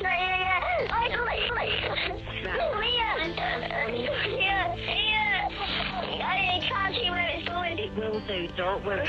Calm down for me. If that attack is still happening and a girl is on the phone giving details to the ambulance service, she is also in jeopardy because she's got a phone to her ear and those kids know she's doing something and they are still attacking Sophie and Rob. And you can hear that attack in the background of that call. It's coming, please. I'm not going anywhere, but I need to calm down. I need you to be able to tell the paramedics if there's anything, you can tell them, but you stay calm. By the time the ambulance arrived, the attackers had fled.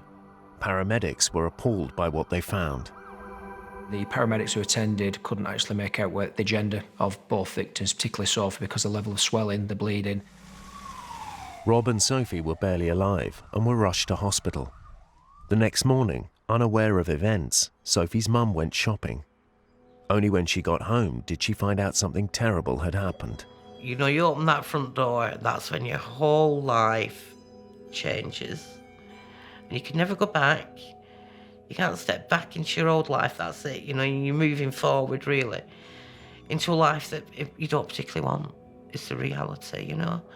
You'd rather give anything not to be in this other world. That's what it feels like. You know, because as I walk in through the door, there's a card on the floor. And I pick it up. And, please ring Burnley Police Station, urgent. In the early hours of Saturday the 11th of August 2007, Sophie Lancaster and her boyfriend Rob were attacked and savagely beaten in a park in the town of Bacup, Lancashire. They were rushed to hospital, where Sophie's mum was shocked to see the extent of the brutal attack. You walk in, it's horrible, and you look, and you think, how could somebody do that to a human being and leave him and think that that's okay? And I don't know who was crying most, actually, me, your dad, your brother. The nurse was crying. And, you know, she had trainer marks both sides of her face. Her ears were massive. They were black and yellow and running with pus. And they'd obviously ripped a big chunk of her head out.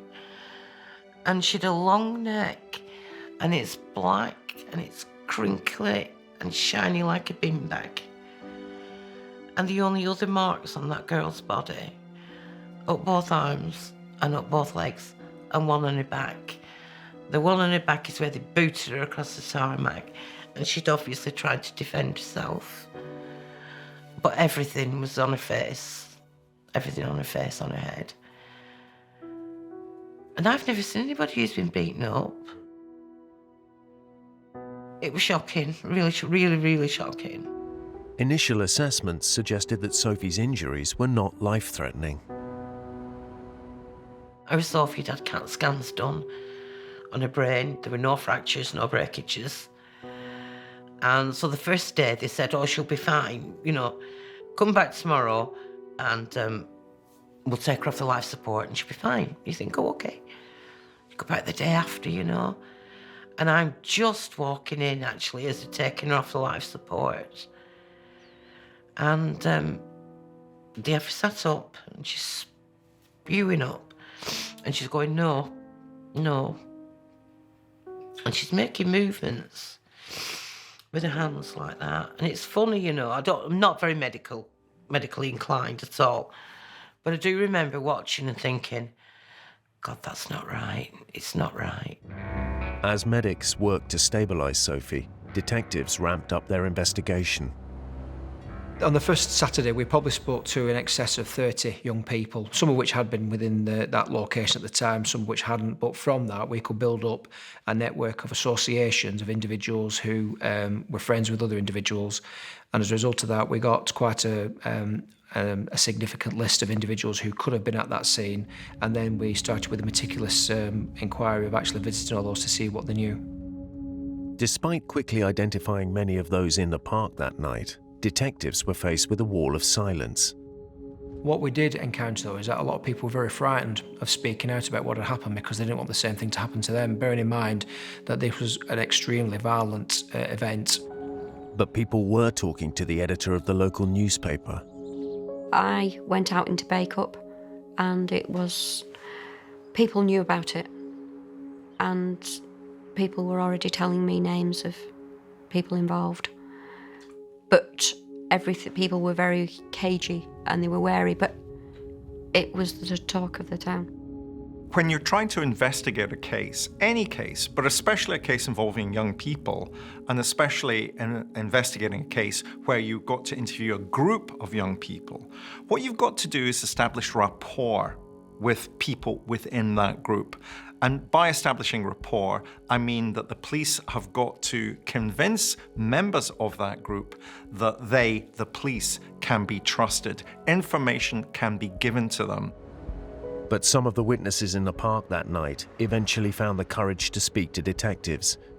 Police made 5 arrests, including the apparent ringleaders, Ryan Herbert and Brendan Harris.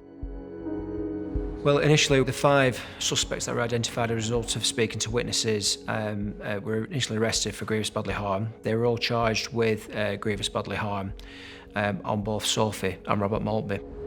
The 5 boys were released on bail awaiting trial. But in hospital, while her boyfriend's condition was improving, Sophie was not responding to treatment. Your emotions, it's like a roller coaster. And the doctors are keeping you informed every step of the way. You know what's going on. And it must have been probably the 4th or the 5th day.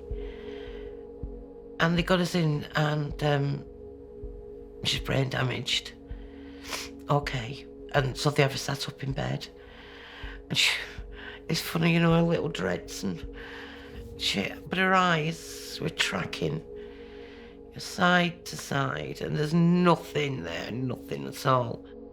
Sylvia decided to share her daughter's plight with the world. Right from really, after she'd been attacked, more information was coming out about what happened, and then Sylvia released a picture of her in hospital, and that picture of her in hospital just, it just speaks for itself, what kind of ordeal she went through. But yeah, the details that just kept coming out. Even if you despise somebody, how can you do that to somebody? You just can't comprehend it. Realising that Sophie might never recover from her injuries, detectives made an unusual decision. And this might sound really insensitive, but we couldn't really wait for Sophie to die to have a post-mortem, because by that time some of those external injuries may have well healed. So it's quite a tricky decision, but a decision that we reached with the agreement of the family, who were very supportive. I did take the unusual step to have a Home Office forensic pathologist examine Sophie while she was still alive in hospital. Now, this was unusual because clearly a Home Office forensic pathologist deal with deceased individuals, but whilst medical staff are very good and are experts at saying what the injury is, a Home Office forensic pathologist can tell us from an expert point of view how an injury has been caused. The pathologist made a critical discovery. One of the key pieces of evidence that the Home Office forensic pathologist gave is that the level of force on both sides of the heads was such that it could only have been caused with simultaneous kicking. So as a result of that, it was almost impossible for one person to have caused those injuries. So if you were to think of it like a football, 2 people kicking a football at the same time, and the injuries caused were quite significant. Had it just been one person, the head, or the football, would have flown to one side, and then the impact would have been less. So the evidence that the Home Office pathologist gave was that actually the injuries were so significant on both sides that it must have been braced by equal or similar force on the other side. And that was really compelling evidence when proving that actually there was more than one person involved. Detectives could now prove that at least 2 or more people contributed to Sophie's injuries. That evidence became vital when the case changed from one of assault to murder. I think by the end of it, we were asking them to turn the machines off. Please turn them off. She would have hated this. And what happened was, she blew up. It were all very odd. She blew up. And became quite fat, really. And you could see then that it's obviously not right, isn't any of this? What the hell's going on with her? And it turns out that her body was just giving up. She was going into organ failure and whatever else.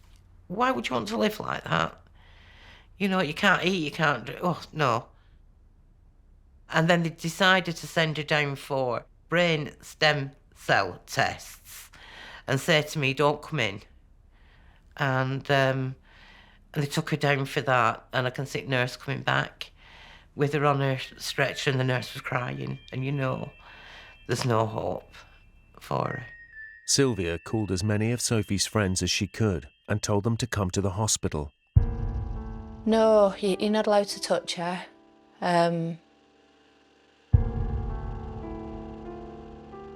You can't touch her at all. I didn't speak to her till we were going, but we were all just sat there talking about happier times, you know, just, or remember when, you know, remember when this happened, or did you know that? But yeah, I didn't speak to her till the end, and that was just to say goodbye, because, you know, there's nothing else you can say. They turn the machines off, and they do the best they can for you, you know, they try and make sure that everything's quiet and whatever else, and they turn the machines off. A joint decision. There were no point in keeping those machines on. No point whatsoever. And, yeah, they turned them off. 20 minutes, that were all it took her to go. And, yeah, and she died in my arms. 13 days after the attack, Sophie Lancaster died. The police had interviewed over 100 individuals while Sophie was still alive, and many had been reluctant to talk. Her death changed everything. I suppose it intensified our efforts really, because when it became apparent that this now, you know, young lady lost her life, you know, quite needlessly, it certainly changed the dynamics, I think, of the investigation and everybody involved in it. There was many young witnesses who were very reluctant. Some of them, I wouldn't say they changed their attitude straight away, but I think, thankfully, they got influenced by some of their family members who realised that actually this wasn't just an assault that they could weather the storm and ignore and, you know, sort of not assist with. This now was a young lady who died. It had national and even international attention from media, certainly from the goth community. And I think that influenced many family members to then put pressure, for want of a better term, on some of their young family members who'd witnessed it to come forward and give us evidence. I often say that when you're investigating cases like this, it's like shaking a tree.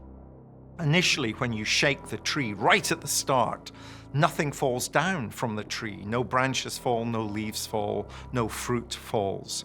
But the longer time goes on, the more you shake the tree, the more things begin to fall from the tree, because there's an understanding that those old group loyalties aren't as fixed and as firm as you have first imagined. The investigation into Sophie's assault now became a murder inquiry.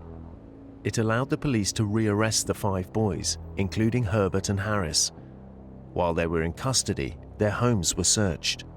In terms of Ryan Herbert, we did significant forensic analysis of everyone's clothing, but we were fortunate to have Sophie's blood on his shoes and on his lower parts of his jeans, which was consistent with him either stamping in a pool of her blood or, as our case theory was, kicking her and her blood splashing onto his shoes and to her lower garments. So that was really compelling forensic evidence against Ryan Herbert. Detectives would need more evidence, though, if they were to gain other convictions for this brutal murder. I don't think you'll ever be happy with whatever sentence they get. You know, is it a life for life? I think so.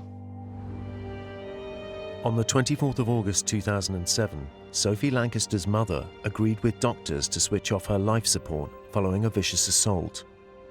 She was very peaceful, and it's a right strange thing. This is going to sound mad. It's a right strange thing. You've got that body, and you know she's there, and you know she's there, and you can see it that she's there, and then the next minute she's not.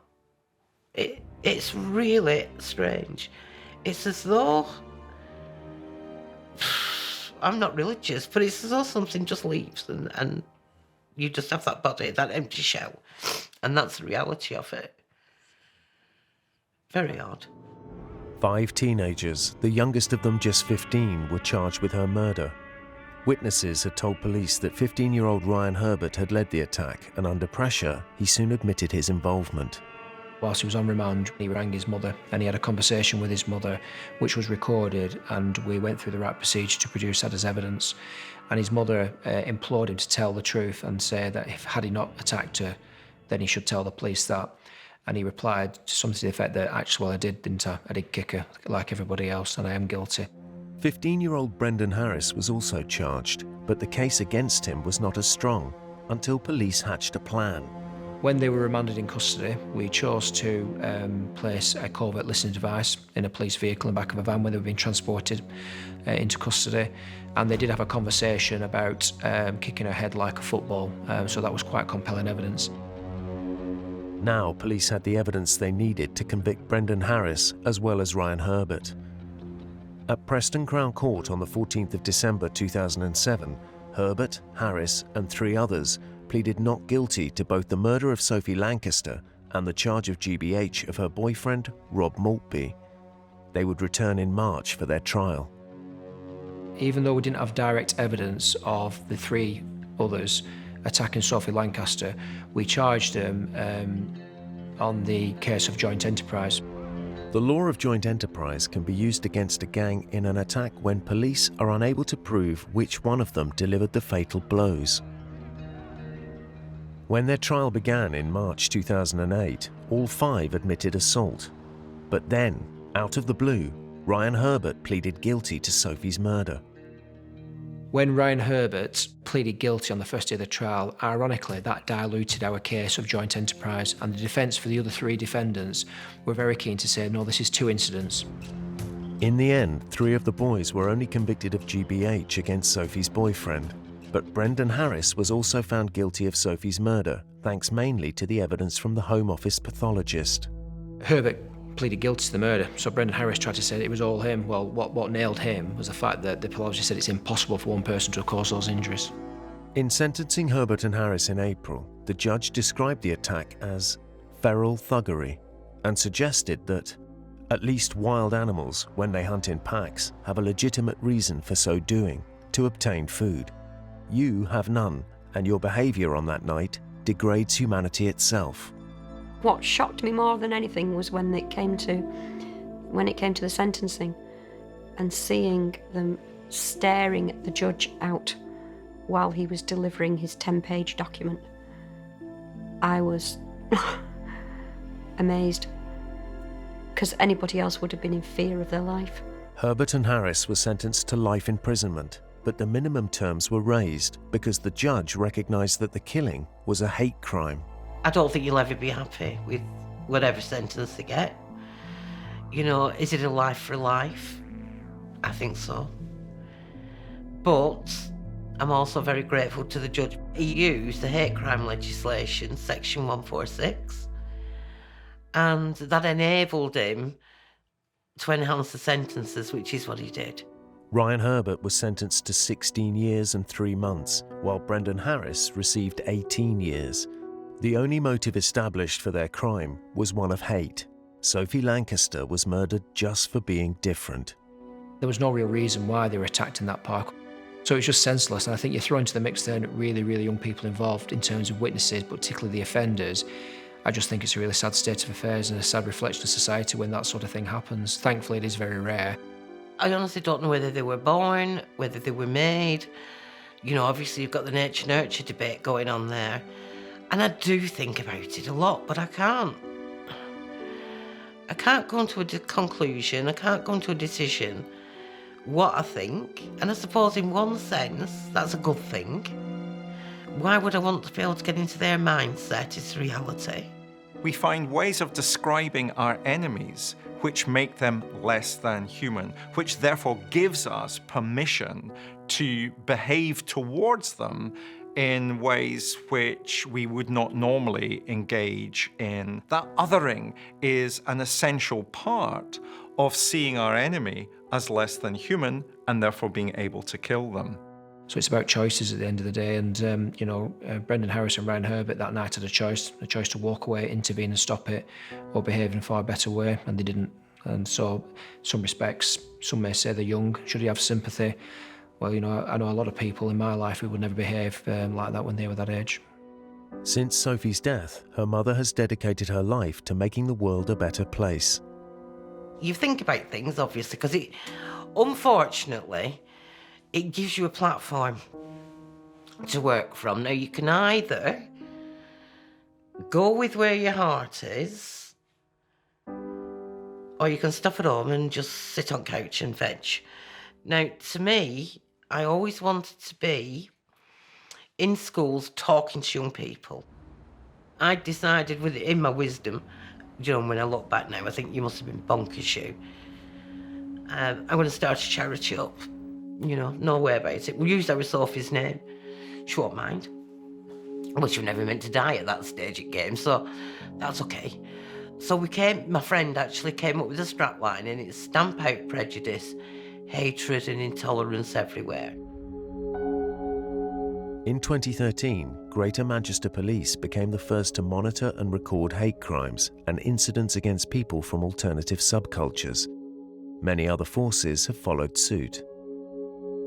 Police forces have adapted the hate crime legislation, and the world is different. Nobody is the same with the same likes and interests, so why be afraid of difference?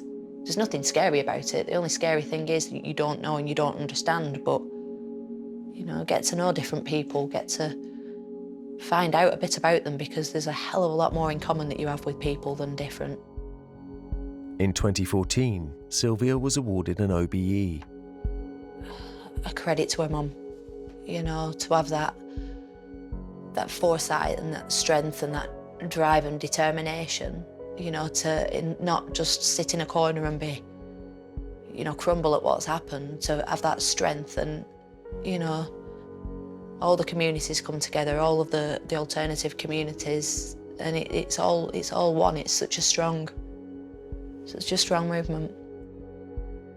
And 13 years later, we still know who she is, but she's still changing the world. It's some feat.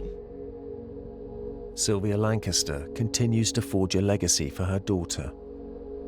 Oh, I've no intentions of stopping, actually. No, I will carry on until I drop dead, really. And as long as I can keep getting that message out there and people will listen, that's where I'll be.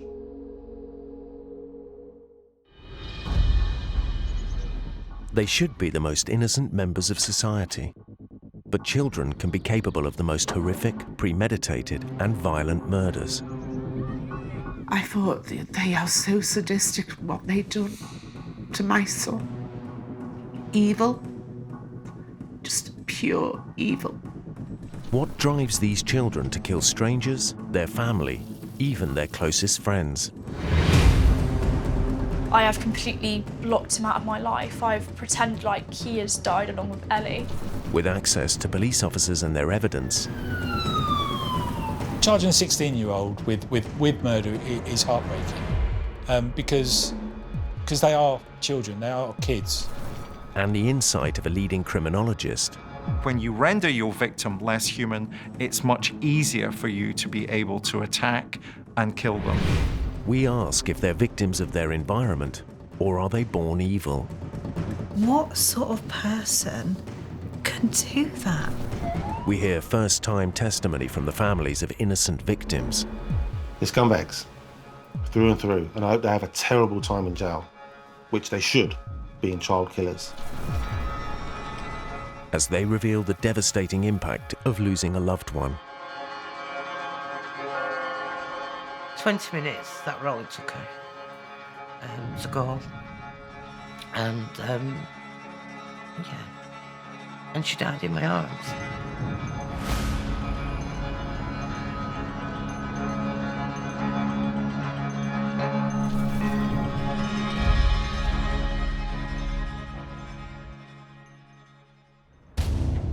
On the 2nd of August 2007, in Wallsend, Tyneside, 18-year-old new mum Samantha Madgin collapsed after being savagely attacked in an alleyway. She lost her fingers, trying to defend herself.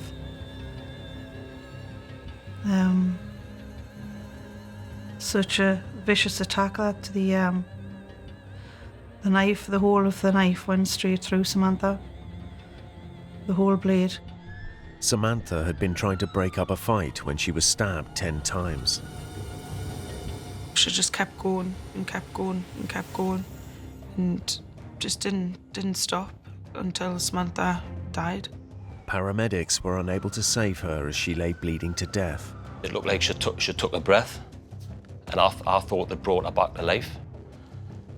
And but obviously, I think it was like her last breath leaving her body. Shockingly, Samantha's murderer was a 15-year-old girl, Jordan Jobson. Violence is usually a young man's business. It's quite unusual for young women to commit crime of this severity. And then as we found out more, we discovered it was actually a stranger to Samantha as well. Jobson told police she'd drunk 3 pints of vodka and taken 8 lines of cocaine before embarking on the murderous rampage. In court, she showed no remorse. She should never ever be out in public to pose a threat to anybody else or cause any more danger to anybody. But then when I looked into her eyes, I could definitely see that I could see the evil in her eyes. 18-year-old Samantha Madgin had the closest of friends and family. She was really loyal. You could tell her anything. She was always there for you if you needed her. She'd make the sad times in your life happy because she'd make you laugh, and she'd always give off a positive energy which you were drawn to and you wanted to be around. And as soon as she walked into a room, everybody's attention and eyes were just on her, and it was contagious. She could just change the mood of a room from a negative to a positive. She would always have a good feel to her, and everybody around her would be happy. Samantha's mum and dad were running a pub when she came along in 1989. Samantha was my middle child. I had Lee, who was 3 years older than Samantha, and I also had Carly, who was 2 years younger. When Samantha came along, obviously she was my first girl.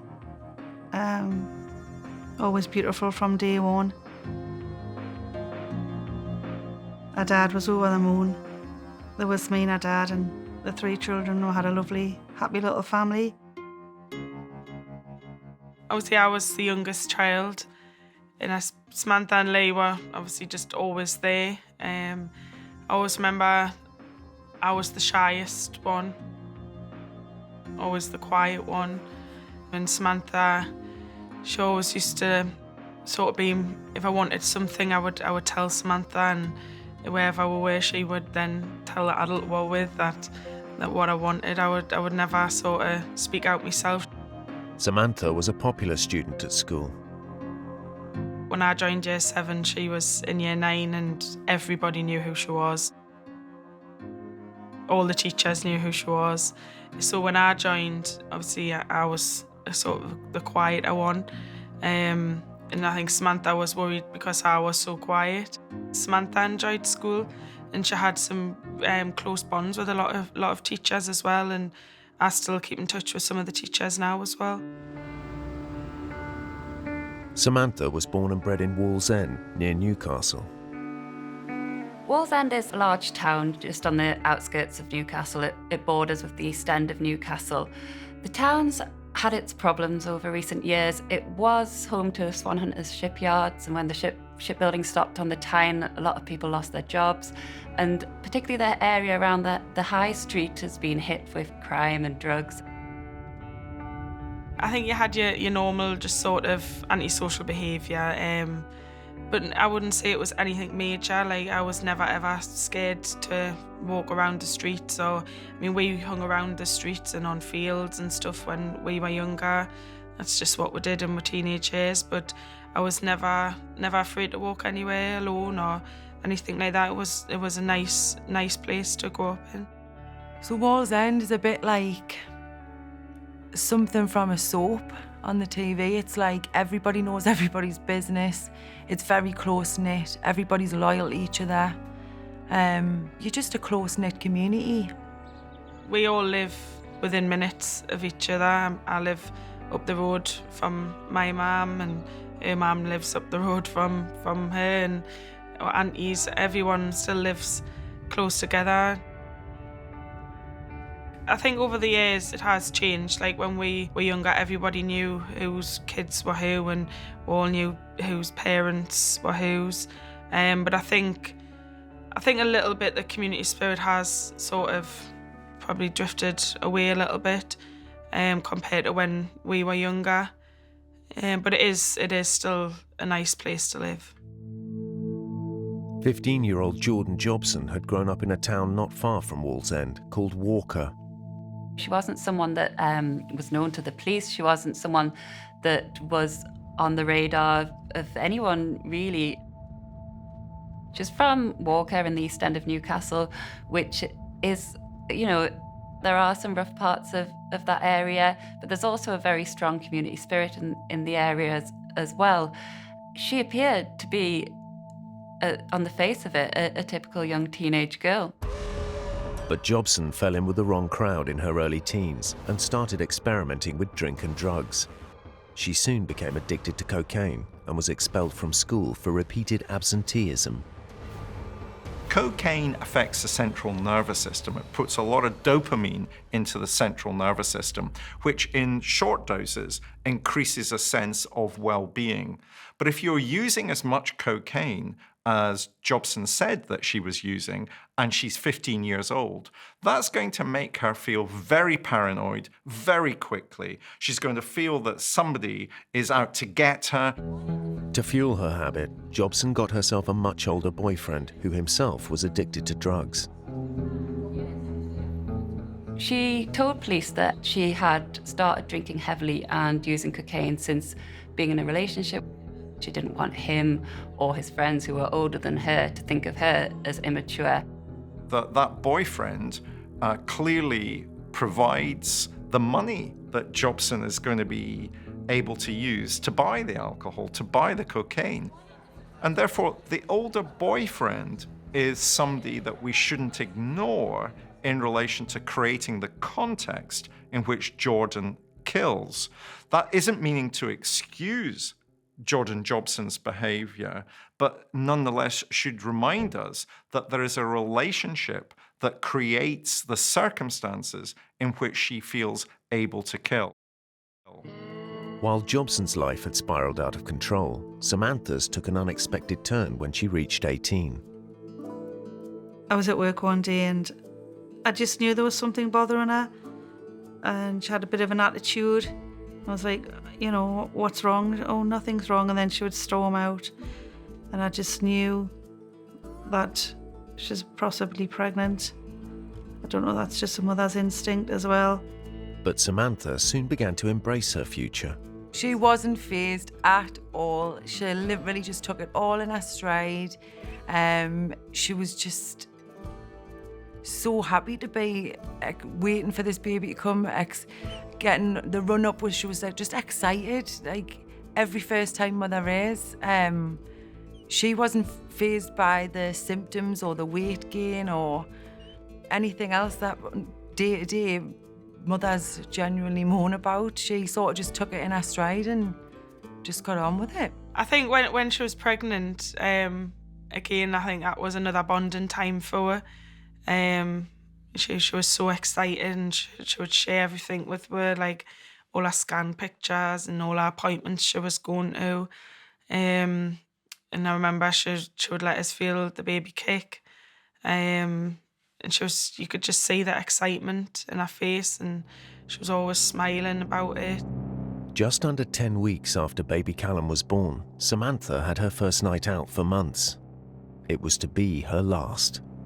If she had to walk the other way home or chose not to walk home that way, probably the whole thing could have been avoided.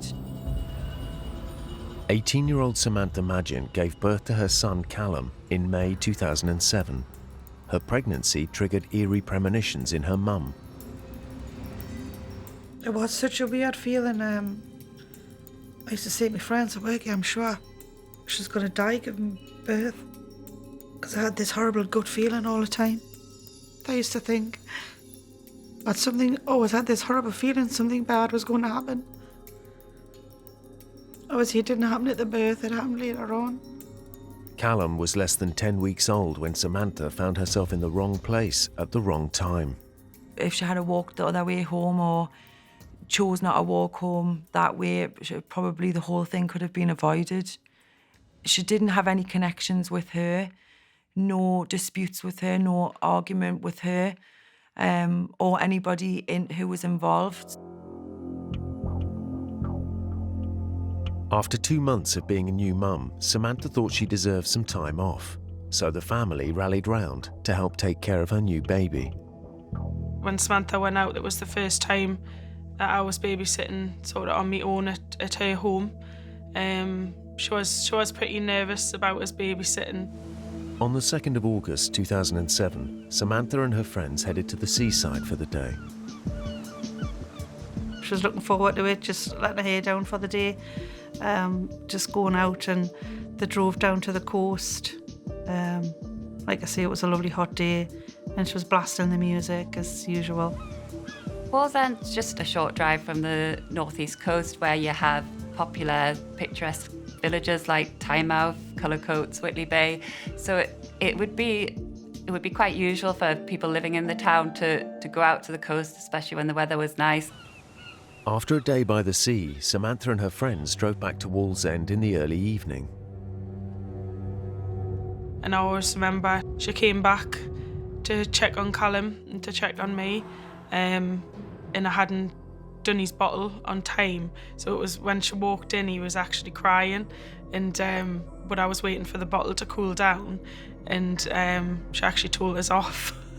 But then we settled, and she was going to stay in, and I said, oh no, don't worry, I says just go back out if you want, and obviously she did. So making the most of the long summer days, Samantha and 2 friends drove back to the seaside.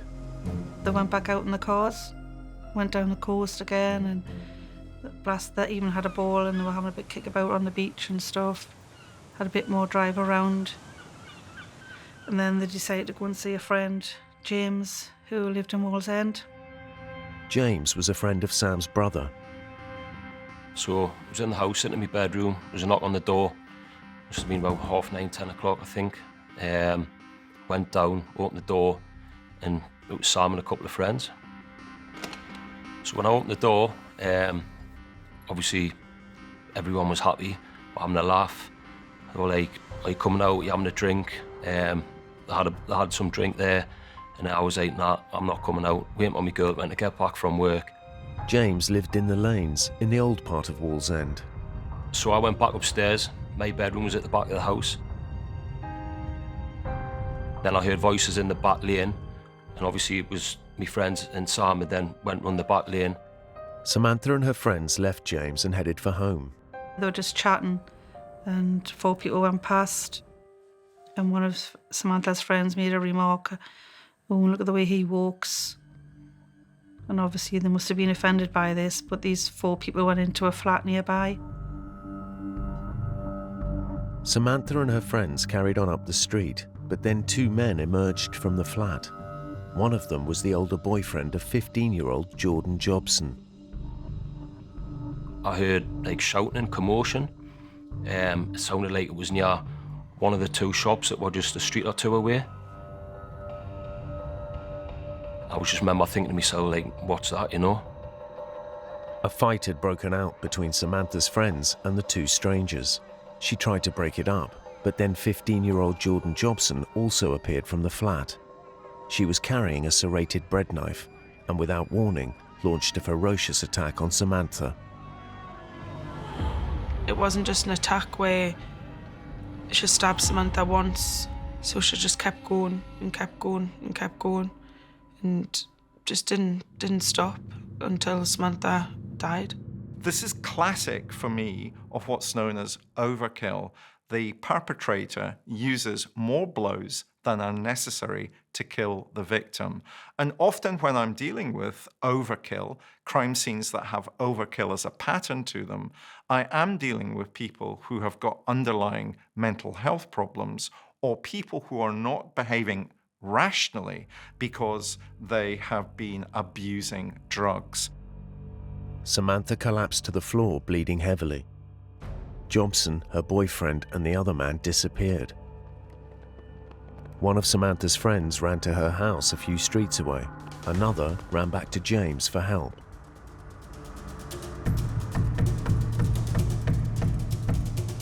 So I was like, ran straight to the front window, looked down, seen it was my friend. Ran down, opened the door, and he had blood on him, and he was like, quick, quick, it's Sam, she's been stabbed. So I've literally just ran straight out the door in my boxers to the end of the street, turned left into the alley, and she was just lying there on the floor. I didn't realise how bad it was at the time. She was just lying there, motionless.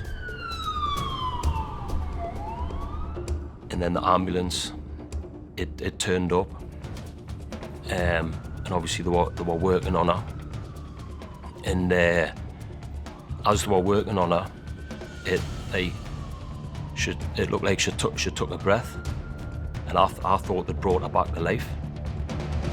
And but obviously, I think it was like her last breath leaving her body.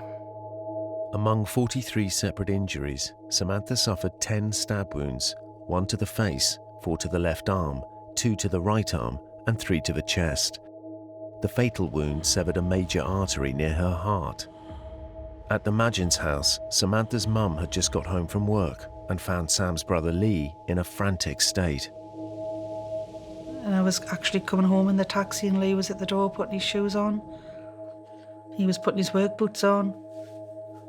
And I said, and he was saying, Mum, keep that taxi, keep that taxi. I was like, whoa, what's going on? Why? What's happened? He said, Samantha's been stabbed. And I said, well, she couldn't have. That just wouldn't happen. And he says, well, he has. Our friends just came and he had came up, run up to the house and he was covered in blood because he'd apparently he'd been with Samantha. So we got in the taxi. And I always remember thinking that they've definitely made a mistake because Samantha wouldn't even be in that situation where she could get stabbed or anything. You know, there must be something else have happened. It's been exaggerated. Alison called the rest of the family to meet her at the hospital, believing Samantha was still alive. But as soon as we got to the hospital, obviously I knew. There was police everywhere and I could just tell by their face that it was serious. And I still didn't expect them to say that she'd gone. When obviously I found out that she did. But then when we got to the hospital, that's when I see me mum. And then I knew that no one actually told us that Samantha had died. My mum knew, but no one actually said Samantha's dead. No one actually said that. It was so I just knew. It wasn't until the early hours of the next morning that Alison and the family were finally allowed to see Samantha. I remember keep screaming that I wanted to see her because I still didn't believe that she'd died. I think it was probably about a good 5 hours in the hospital before we were only allowed to see her through a glass screen. But then I just remember just banging on the glass, trying to get her to wake up, thinking she was going to wake up. I do remember that bit a lot, trying to get her to wake up. And then we're told that we sort of had to see Samantha, but we weren't allowed to touch her. It was all through the glass, obviously for forensic reasons. And I always remember thinking, do I really want to see her? But we did, and we went in, and that was my last memory of Samantha. I wish I hadn't have seen her, because I think in the early days it always haunted us. That picture of her. I just remember I didn't want to go to sleep because Because I always thought if I closed my eyes that I would stop thinking about her, or I'd stop seeing her. No one knew who'd killed Samantha or why, but the police investigation would soon reveal that, shockingly, the murderer was 15-year-old Jordan Jobson. Which I found very, very hard to believe, especially because of the way Samantha had died, because it was so vicious, and I just couldn't understand how a 15-year-old girl could do that. On the 2nd of August 2007, Samantha Madgin was attacked in the street by 15-year-old Jordan Jobson as she was trying to break up a fight. She died a few hundred yards from her home in Wallsend that night. Her injuries clearly showed she was the victim of a savage attack. The pathologist said that her injuries were consistent with someone that had been trying to defend themselves. So it even if Jobson was to claim she'd been acting in self-defense, the way she had acted was totally disproportionate to any threat that Samantha would have posed to her. News of her murder spread quickly. Well, the night before I had actually been on the phone to Sam to make arrangements to meet that day. And I remember walking out of work at 9 o'clock expecting to see Sam there. And my mum was there with her boss, and she just had this look of sheer horror on her face, and I'll never ever forget. And I just remember saying, what's wrong, Mum? What's happened? And she couldn't get her words out, and then she started sobbing. And I was saying, just tell us what's wrong. Like, is it one of her, or is it like me nana, me granda, something happened? And she just said, Sam's dead, she's been murdered. I just felt so like a pain in your heart. Your heart aches, not just for your own grief, but for the grief of the people around you. And you sort of put your grief to the side because, yes, it's your best friend, but you look at these people and they've lost their daughter, their sister, their mother, their niece, their grandchild, and you just think, if I feel like this, how on earth are you feeling? At first, the police had no idea who'd attacked Samantha and her friends. Part of their early strategy to find the killer was to involve local journalists. The police were very keen to help us get to know Samantha's family, because I think they wanted to make it clear that this had been a random attack. You know, Samantha wasn't an aggressive person. She wasn't someone who was involved in any sort of crime or violence or gangs and things. I think knowing that Samantha had been a young mum, I think a lot of the time your immediate assumptions when a woman's killed is that it could be domestic related, it could be a former partner. And I think in your head, you always imagine that it's going to be a man that's killed this person. Detectives soon had their first breakthrough when they received a tip-off. They were told that the suspects had fled to a nearby house owned by the sister of Jobson's boyfriend. Her boyfriend had let them in. They had told him that they'd been in a fight. And could they get the blood off them? Just get cleaned up at his flat. And he just thought it was just a normal fight. And the lad started work and they left anyway. I can't remember how long they were in his flat, but they left, and then the lad was getting up ready for work. He started work early hours in the morning, and he's seen it on the news that a girl had been stabbed to death where he lived. So obviously he put two and two together and informed the police straight away. And obviously he gave them the names who had been in the flat. 4 days after Samantha's murder, police tracked down and arrested Jobson's boyfriend. They didn't have to search for Jobson because the next day, her mother turned her in. Jobson actually handed herself into police. She went to a police station in Newcastle with her mother and made statements about what had happened. Jobson admitted killing Samantha but denied murder. She said that she couldn't remember what she'd done. She talked about how much she'd drank and how she'd been taking drugs. She talked a bit about the relationship she'd been in with the older man and how this had led to her drinking and drug taking. but she said she never intended to kill Samantha. She never intended to injure her. 5 days after Samantha Madgin's death, 15-year-old Jordan Jobson was charged with her murder. What was instantly different about this crime was when we discovered that a teenage girl had been arrested. And I think it was a real shock to discover not only that it was someone so young, 15 years old, but also that it was a young girl.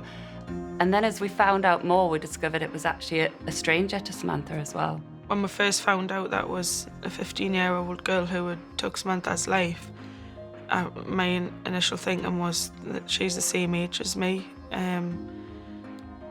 But it was pretty obvious that she obviously hadn't had the same upbringing as me. She was excluded from school. And in my eyes, she mustn't have came from a loving family.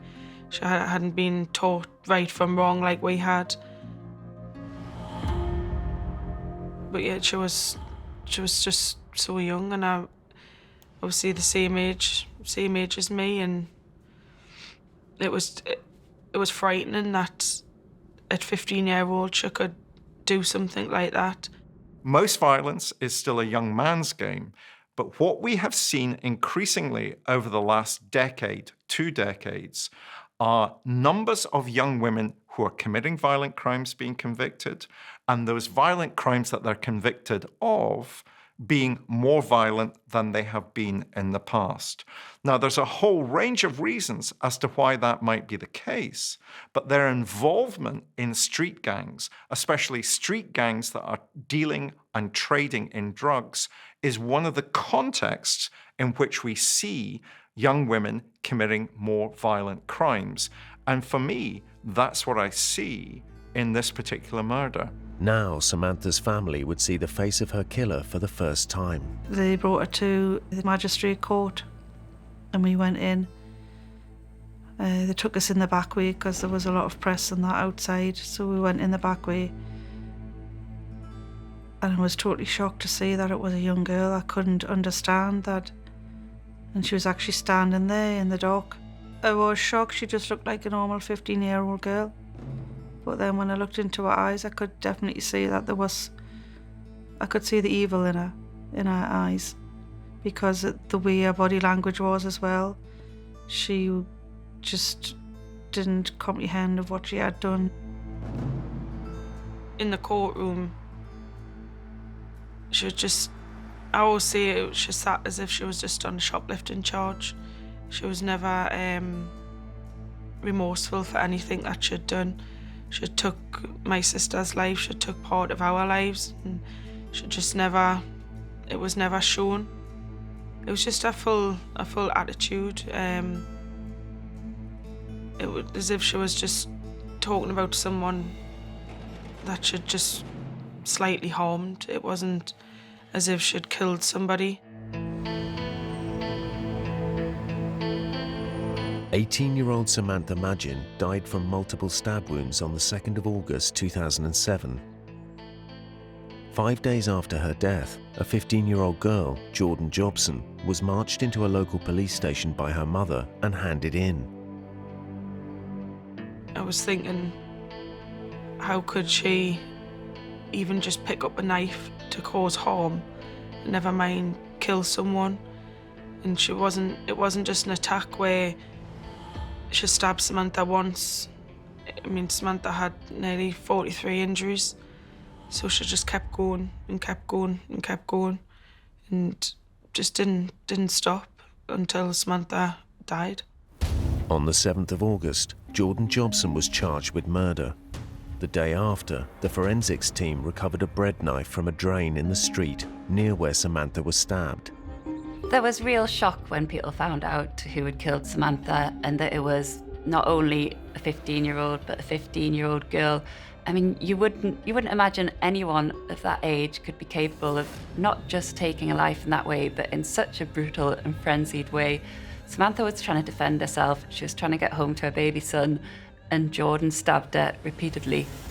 Jobson's trial began at Newcastle Crown Court on the 19th of February 2008. Samantha's family were there every day. Not 1 ounce of remorse. no compassion, no nothing. She had 2 social workers with her every day. She had clean clothes on every day. Her hair was always perfect. And I just remember thinking, well, she's being well looked after. Who was looking after us? When I saw Jordan Jobson in court, it was actually quite a surreal moment for me, and it's something it's an image that'll probably stick with me. I've covered many cases at Newcastle Crown Court, but I've never seen such a young girl sitting in the dock accused of murder. Jobson just looked like a schoolgirl. At the trial, the full details of what happened to Samantha were revealed for the first time. As she and her friends walked home along Albert Avenue from a night out, they noticed 2 men in a public phone box. As they passed them, something was said. The 2 men went back to a nearby flat, but then reappeared. 2 of the males came out of the flat and had armed themselves with kitchen knives and started to chase 2 of Samantha's friends like round a parked car with the knives and trying to stab them. And Samantha was heard in the background for to tell them to stop it. While Samantha was trying to break up the fight, Jordan Jobson appeared from the same flat and launched her frenzied attack. A 15-year-old girl decided to arm herself with a kitchen knife and came out of that flat and ran over and attacked Samantha. Jobson claimed that she had no memory of the attack as she'd drunk 3 pints of vodka and taken 8 lines of cocaine that night. But this was never proved. Jordan Jobson claimed to have drunk a large amount of lager, vodka and coke, and taken a large amount of cocaine. I think she was a 15-year-old girl. She was quite a slim, slight girl. I think it's difficult to understand how she was standing up after drinking that much, never mind carrying out such a frenzied and violent attack on someone. I do believe she was saying that so she would maybe think that she would get a lesser sentence or maybe an excuse why she had done it. It was 5 days later when she was caught, so there was no evidence of drugs or alcohol in her. Jobson also claimed that she was acting in self-defense and that it was Samantha who attacked her. Jobson did claim at one point that Samantha had been carrying a vodka bottle and that she had felt threatened herself and had been acting in self-defense. Samantha suffered horrific injuries. She was stabbed around 43 times. She lost her fingers. There was evidence from the pathologist that she'd been trying to defend herself, and that's why the wounds were to her hands. The jury didn't believe a word of it, and on the 3rd of March 2008, they took just 90 minutes to find her guilty of murder. In a way, it was a relief that sort of justice had been done for Samantha, but for us it wasn't a stage where we could sort of move on with life because it didn't bring Samantha back for us. Although someone was in prison for her murder, but it didn't change anything for us. It didn't change the way we felt. It didn't stop us grieving. We were also on a life sentence, really, and we still are. We've still got to live every day without Samantha.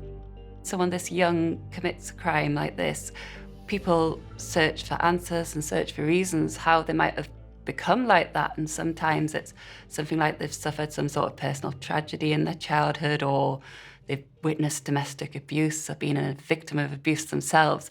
But we never heard anything like that about Jordan Jobson. In fact, there wasn't a lot of that was really offered as defence in court. Jobson was sentenced to life in prison with a minimum term of 15 years. She could be free by the time she's 30. Her 2 male friends were given sentences for affray, and her boyfriend's sister was found guilty of assisting the offenders. I always worried about her being found not guilty, but obviously she was, and I did feel a sense of relief that she was found guilty. And then I just remember thinking at the time, well, this is the time now where we need to try and get on with our lives the best we can. I don't even know how to put into words. What do you say to somebody who's brutally and so violently, recklessly taken somebody else's life and showed no care or remorse for doing so? Like, there's nothing you can say to a person like that. There's nothing human about them.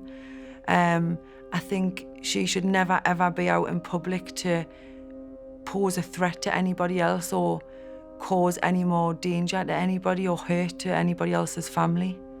She doesn't deserve nothing. Jobson has appealed her sentence twice. It was eventually reduced by 4 years. She was due to be released in 2019, but while living at an open prison, she was caught threatening another inmate. She was sent back to closed prison. Jobson appears to have never shown remorse for her actions. I've had a number of anonymous phone calls from fellow inmates that have told us about times when she maybe breached the conditions of her day release, being sent from an open prison back to a closed prison. She's been described to me as cocky. People have spoken about how she talks about the crime and she's been quite dismissive and said, I just made a mistake. I think what this tells us is that more work needs to be done with her by psychologists within the prison to get her to truly understand what it is that she did and the kinds of behaviour that led to her taking Samantha's life. The Madgin family have to live with the knowledge that she will one day walk the streets again. I know the rehabilitation hasn't worked because she's proven that herself. She's been in an open prison twice and sent back to a closed prison because of behaviour, threatening behaviour. I think the way she's been in prison, a threatening behaviour and a misbehaving still showing no signs of remorse at all. I think she would still show that evilness, and I think she wouldn't hesitate to probably attack one of us. But I know one day she will be released eventually. That's something else I have to deal with at the time. I try not to think about it because the biggest thing that worries about me for that is how old Callum will be and him realising that the murderer is actually out on the streets who murdered his mum. I do worry about that.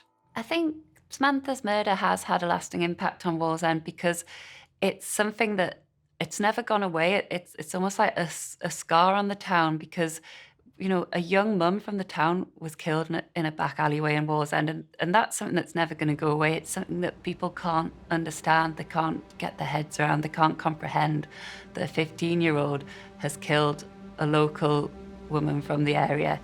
Samantha's son Callum is now a teenager, and his grandma is making sure he knows what a beautiful and bubbly mum he once had. We're at that stage in life where all the happy memories have to be instilled in Callum so he can grow up remembering what a wonderful, happy mother that he had. And I never want to take that away from him. I don't want him to grow up knowing all the bad stuff about it. And the family are keeping her memory alive in other ways. Myself and Carly, my daughter, we decided to start a charity, Samantha's Legacy, to help victims, not just knife crime, but of violent crime. Raising awareness, educating the young people, telling them Samantha's story. And that's what we'll continue to do now, is to educate young people, make them aware about carrying knives. We tell them Samantha's story and I tell them how it is. I tell them about the court, about the injuries she suffered, all about that night. It is very brutal for some of them, but that is the reality of carrying knives. That's what it does. We are the result of someone carrying a knife and using a knife, either to cause harm or to kill somebody. And I feel now, because we're doing this, Samantha's Legacy, that Samantha's still here. She still has a purpose in life, and her purpose now is to try and make a change to young people. Alison does say that she's got a purpose now. I think after Samantha was killed, she probably didn't feel like she had much purpose, like anyone that's lost a child. But by being Samantha's voice and making sure that Samantha's name is known and heard to prevent other crimes, she's able to do something now. And I know that I can always feel that Samantha had a good life. She was loved. She had a good life, even though it was a short life. She learned she got to be a mother, and she learned she just loved her son, got that chance within them 68 days. I do feel I get a bit of benefit from that, and the massive benefit is that she did have a decent life and she was loved with her parents, her brother and her sister. We've done everything we could to make them have that happy life, which I feel the murderer never had.